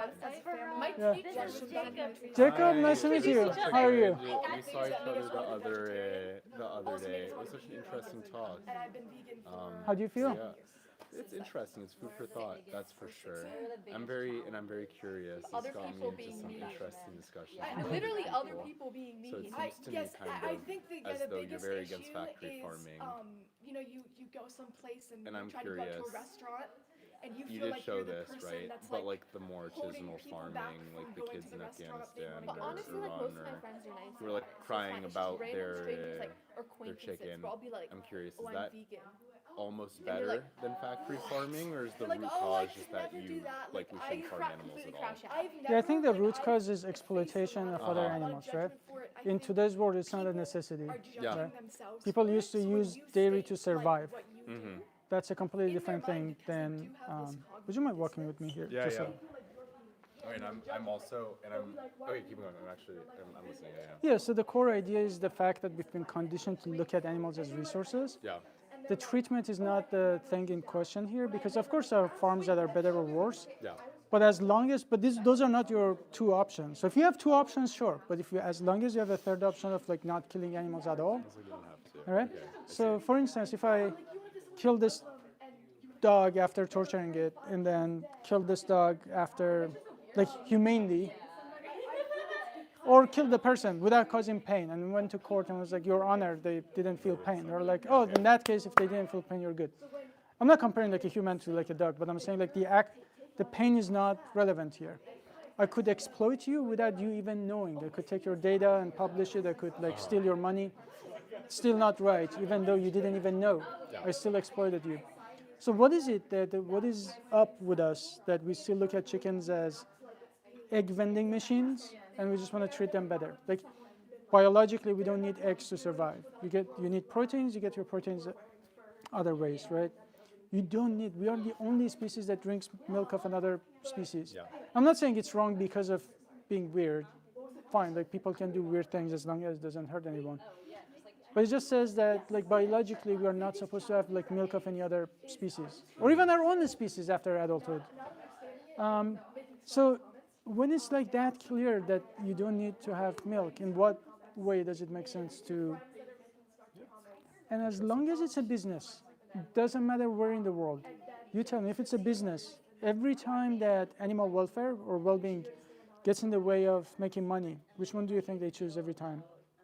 It's a business, right? Yeah.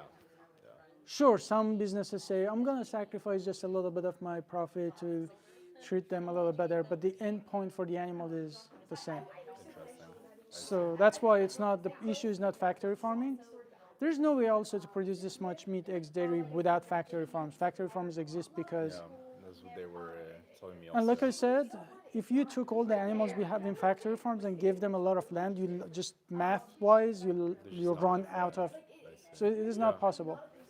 Interesting. But yeah, I just want to say, it was a great lecture. It was very interesting. I thought your story was very fascinating. And yeah, no, and I hope your mom stays safe in Tehran. Thank you. Yeah, dude. times, but Yeah. things turn out well. Thank you. Yeah. What do you study? I study economics and political Okay. science. But yeah, and my mom's coming, so I actually have to ask her if she ever remembers when I made the connection between meat and animals, Yeah. where meat and animals come from. So I'm gonna ask and see. Yeah, I think that easy hypothetical is like if you grab any 3-year-old and give them a chicken versus like an apple, they're not gonna It's just I like don't think they know. they're not gonna grab a bite from like the chicken. It's not in our nature. It's just you go to grocery stores, you don't have to listen to their screaming, no blood. People when they find feather or hair in their food, they get grossed out. Yeah. I was like, yeah. don't you realize the entire thing is a body part? Because it's like a tiny reminder that this was someone. Like when you find like a piece of eye or like a weird body part, you're like, ew, that's a reminder to you. I was also kind of talking to them about this. I don't know. I think this just might be like the culture. Do you think if people raised animals themselves, like okay, fine, it is wrong to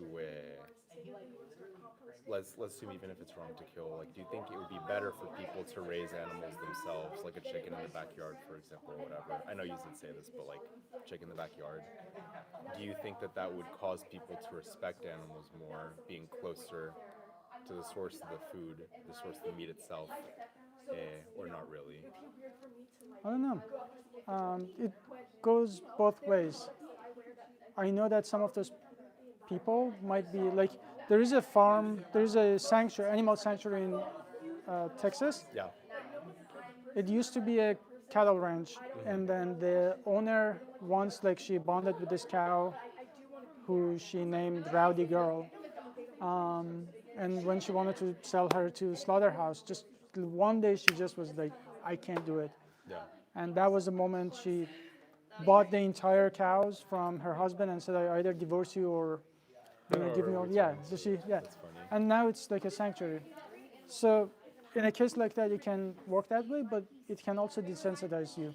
Every hunter, as a kid, I saw a lot of animal sacrifice on the street. Yeah. The first time I felt terrible about it, but then adults told me, oh, don't worry, they don't feel pain. One of these girls, I don't know if she's still here, she used to be a hunter and farmer, right? I was told, yeah. Yeah, so it's first time, every kid who hunts, the first time they don't feel good. But it's dads are like, yeah, you got this, come on, son, you're a real man or whatever. And then next thing you know, you tell people about it and just I just hunt, as if hunting is just because you're hunting doesn't make it right. Yeah. I think the core idea is that as long as it's not a necessity, there is no, if a dog attacks you, if a dog attacks you, and if I have to defend whatever I have to do, if it even means that I have to hurt that dog, I do what I have to do. It's a necessity, and it's not exploitation. I didn't exploit the dog, I rescued you. But in this case, we just like cheese. That's really what comes down to it. We just like bacon. Those are not good reasons to continue this. And what about things like lab? This is such a stupid. It's not. I worked on cultivated meat. But lab-grown meat, for example. Yeah, I was a scientist. I saw people. They're making milk now that has the same. Animal-free. Yeah. It's animal-free. Fantastic. That's a great idea. That's a great demonstration of humanity. Yeah. For once, using its intelligence and creativity. Not for once, but one of the examples where we used our strength. Yeah. To make the world a better place instead of torturing animals even more. So you support lab-grown Absolutely. I work on that stuff in a non-profit though. So would you eat lab-grown meat as a vegan then, or because if I animals think they are being already exploited, would you eat that then? I'm curious. I think the idea here is that it's not really meant for vegans. Will I taste it? I'm not ethically against it. I probably don't find it appetizing. I don't have a reason to eat it at this point after being vegan, but I'm not so long, yeah. Because I'm not against meat itself, I'm against exploitation. If you can get that meat without exploitation of animals. And for people who can't go vegan, I think, for people who, I even have to convince vegans sometimes about pet food. But that's a very easy way, it's real meat. Just give the cat this, spare the life of animals. The animal-free dairy that you are talking about, fantastic. You take the DNA that produces whey protein, you put it in And like yeast the and yeast or bacteria, whatever. Exactly, yeah. and you get whey protein identical to dairy whey without all the horrible things that happens in dairy. There's absolutely, like, there is zero exploitation in that. It's like basic science, and I just love it, right? That's just another reason, like, you as someone who, like, what are you gonna do with your life? Is it business? Is it like? I'm probably going Yeah. into business or government. Yeah. That's it. for me. Both. You can actually use your background to like help animals. In business, the CEO of like Impossible or Beyond, just can you imagine how many people they saved because of their products? Cultivated meat companies, fermentation, precision fermentation. If you go to government, it's really interesting. Texas, Florida, and Alabama, they're trying to like ban cultivated meat, right? So then you get to fight this. These stupid things, you can't call it milk. As if like anyone has like coconut milk, peanut butter. Yeah. Like we can't call it peanut butter because it's not dairy. So that shows you how hard they are trying to fight. But that also means that how much power you'll have with your career to make an impact. That's interesting. But the moment that you like, I know that you are thinking about it. Yeah. I don't think about it as food for thought. It's like literally just the biggest atrocity of our time. Yeah, yeah. It's a moral urgency rather. It's not like food for thought. Sometimes just like, all right, it's an interesting thing to think about, but this is like the scale. Yeah, not as like a platitude. Yeah, I know what you mean. That. But like once there will be a moment when you have this like realization about the scale and the connection with these animals, which is also easy for vegans to forget because you just live your life, you forget how bad it is. Yeah. But once you have that realization, you're like, how can I do anything else with my life? Okay. Well, yeah. Thank you so much. My pleasure. for Yeah, coming. Jacob? Yeah. Okay, Faraz. Faraz. Yeah. Very cool. Yeah. I dropped you a follow on Twitter. Okay. I'll be keeping track. Okay. Thank you for coming to My Solve. pleasure. I Yeah. learned a lot. You too. I've been doing a lot of environmental work for 4 or 5 years. Because I don't want people to die from global warming. Thank you. I loved the speech. Thank you. This is My my pleasure. twin sister. Oh, really? Yeah. Hi, twin sister. Yeah. Vegan? Yes. Nice. 7 years, but 6. Oh my God. Stop. No, She's it was counting. January of 2020. Okay, fine. 6. Sorry. Sorry. But Lying yeah, to you. no. Very, very, very committed to it No, already. but we stopped. Okay, well, I convinced her. But we stopped eating most meat when we were 5. So wait, for Lent, which is like in March, like Christian holiday, right?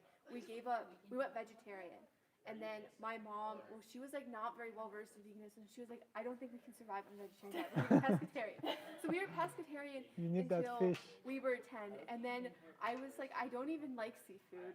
We became more conscious, and then we went to our mother, and we were like, So then I think we could do it. But when we went vegetarian, we were only vegetarian for like 2 years, and then we were like, we'll just be vegan. Honestly, like I drank so much milk when I was vegetarian, but then at one point I literally stopped liking milk, and I think I was just like, the unconscious kind of caught up to you. So what did you? Are you students here? Mm-hmm. Oh, really? You're both here? Yes. We're very bonded. Yeah. We don't like to be separated. But anyway, we've been vegan since we were 13. Okay. Yeah. But, you know, yay, the next generation. I'm an architecture major, and I'm going into sustainable architecture, and I'm very much an environmentalist. Nice. And I truly do think that you cannot be an environmentalist while supporting the dairy and meat industry. Like, you put aside all the ethical concerns. I'm so glad you said dairy because everyone just says meat. I was like, oh. It's like it's the same industry. Well, because they literally kill the animals anyway. Like, it's a slaughter industry. I'm sure you've seen the plot like from Our World in Data about like the greenhouse gas impact of like beef is on top. Yeah. There's like a thing written in it that says like 50% of this is like dairy. Yeah, but they don't want it. Yeah. Yeah. The dairy industry, oh my god. They're very good at marketing. Wait, the thing that I don't know you know about this because like, but so like National School Lunch Program, right, in the U.S. That's like if you're too poor for like to bring your own food, like that's the food the school provides to you, right? Yeah. So they tried to introduce like let's have soy milk in addition to cow's milk because the issue is beyond the racism. Okay, because let me do my like most of the schools that had school lunch programs were majority like minority schools because like just Yeah, they poverty. forced dairy Right. on people. Yeah. Right. And so, but they couldn't afford to pay extra for the soy milk, so they were stuck with only the dairy milk. The problem is most groups other than white people, the majority lactose intolerant. So these kids knew they throw couldn't- out the milk. They would throw out the milk. So 60% I know, of national I know. school lunch program Yeah. milk thrown out.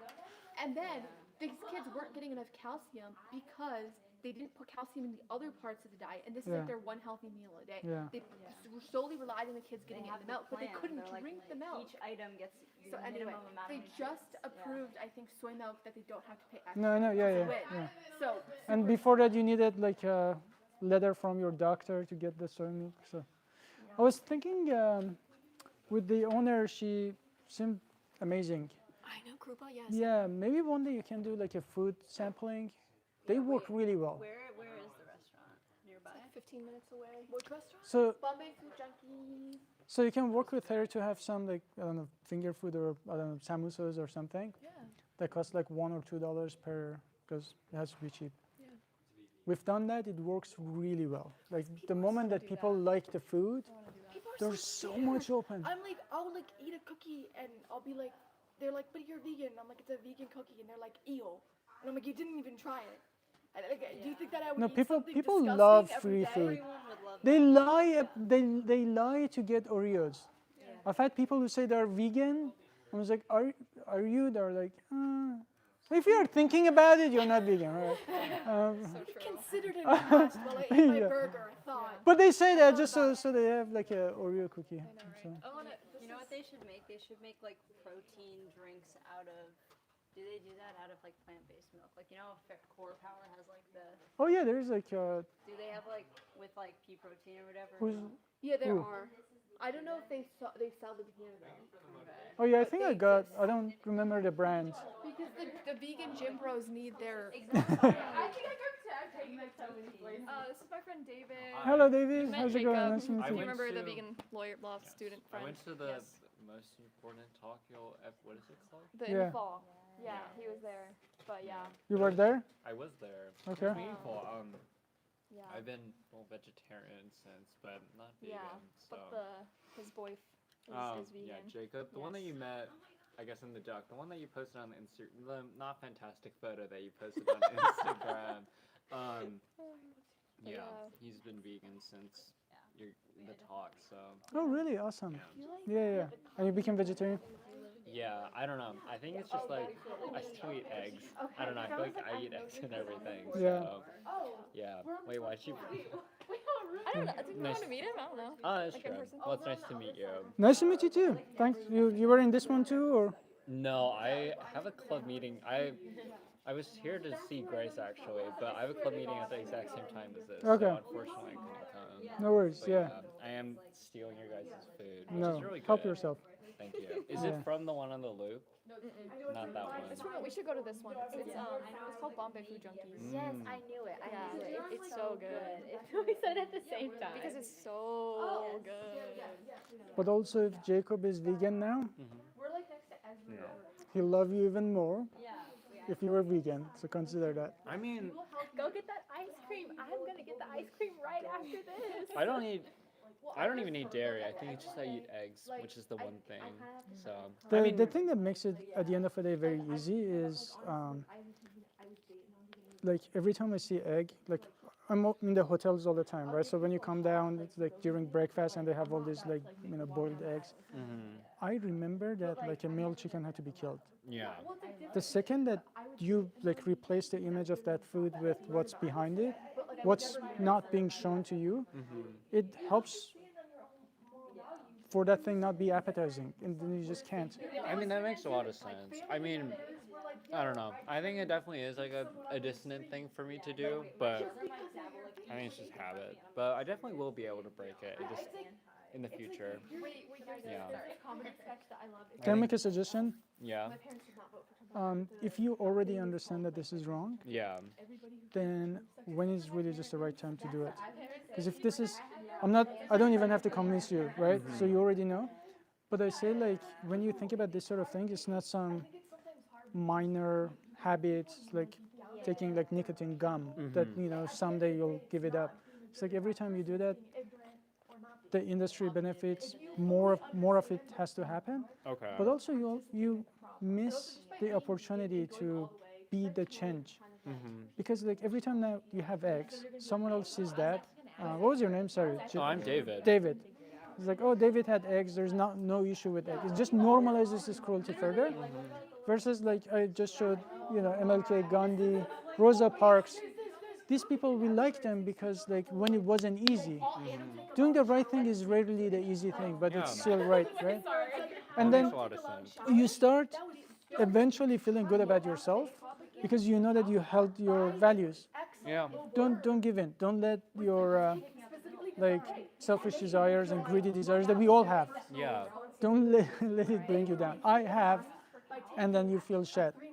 And every time that you have the courage to do the right thing, you end up feeling better about yourself. Yeah, I mean, that makes a lot of sense. I think it's just like, I don't know. I don't eat a lot of eggs, but I know it's just like you should just not eat eggs in general. But yeah. And what a fantastic opportunity that your boyfriend is also vegan.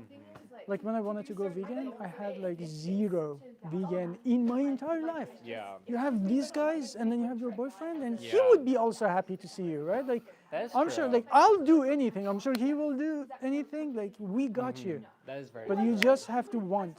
And so, Yeah. do it, my friend. How was your We time got here this. in St. Louis? I mean, I know you're here for quite a while. Until tomorrow. Until tomorrow. I mean, how long have you been here for? Like 3 days? 3 days. I mean, Because it's one of the great schools. And we like you guys so much. I We mean, I'm spent sure 3 you love days. Grace too. I know that she's very committed to everything. Like, she's very committed to everything, kind of like in veganism, also just like this club, but like a lot of things. Yeah. Yeah. So, yeah. I don't know. Every time like I hang out with her, she always makes like vegan food, so it's always like a good Use the time. opportunity, you know. Yeah, that is true. But I also want to appreciate for you to give it an open mind and changing and becoming vegetarian just after a talk. I know none of it is easy, but so be it. Sometimes you just have to do it. Yeah. I mean, it's interesting though, because it's like I went home like for the break after like I like started eating vegetarian, and like my parents were so confused, and like I don't know, they had like some stuff, but I just like wouldn't eat meat at home, and then they would just be like, oh, you're just not eating anything, which is like partial, yeah. But then they started making egg stuff, so it's like some compromise, but yeah, I don't know, but I'll keep that in mind. Awesome. Yes. Yeah. But I hope Good. the event went Yeah. well. Thank you. Unfortunately, couldn't come, but No worries. I mean, how was the turnout? It was good. It was decent. Yeah. Yeah, was it comparable to the one in last semester? Or I do you not think remember? there were a few overlaps this time. But it was good. We had a doctor. We had the restaurant owner who was here. Oh, We had one of the philosophy professors who came. Oh, okay. Yeah. Wait, that's awesome. Yeah. I didn't realize that like you had non-WashU people come too. Yeah, a few. A few. Yeah. Yeah. I mean, that's awesome. But well, it's nice chatting. Nice with you. chatting It's with nice you. to Yeah, meet you yeah. too. But Say hi to Jacob. yes. Wait, Grace, how long are you gonna be here for? Especially if you are. Oftentimes they're immigrants who are taking advantage of people.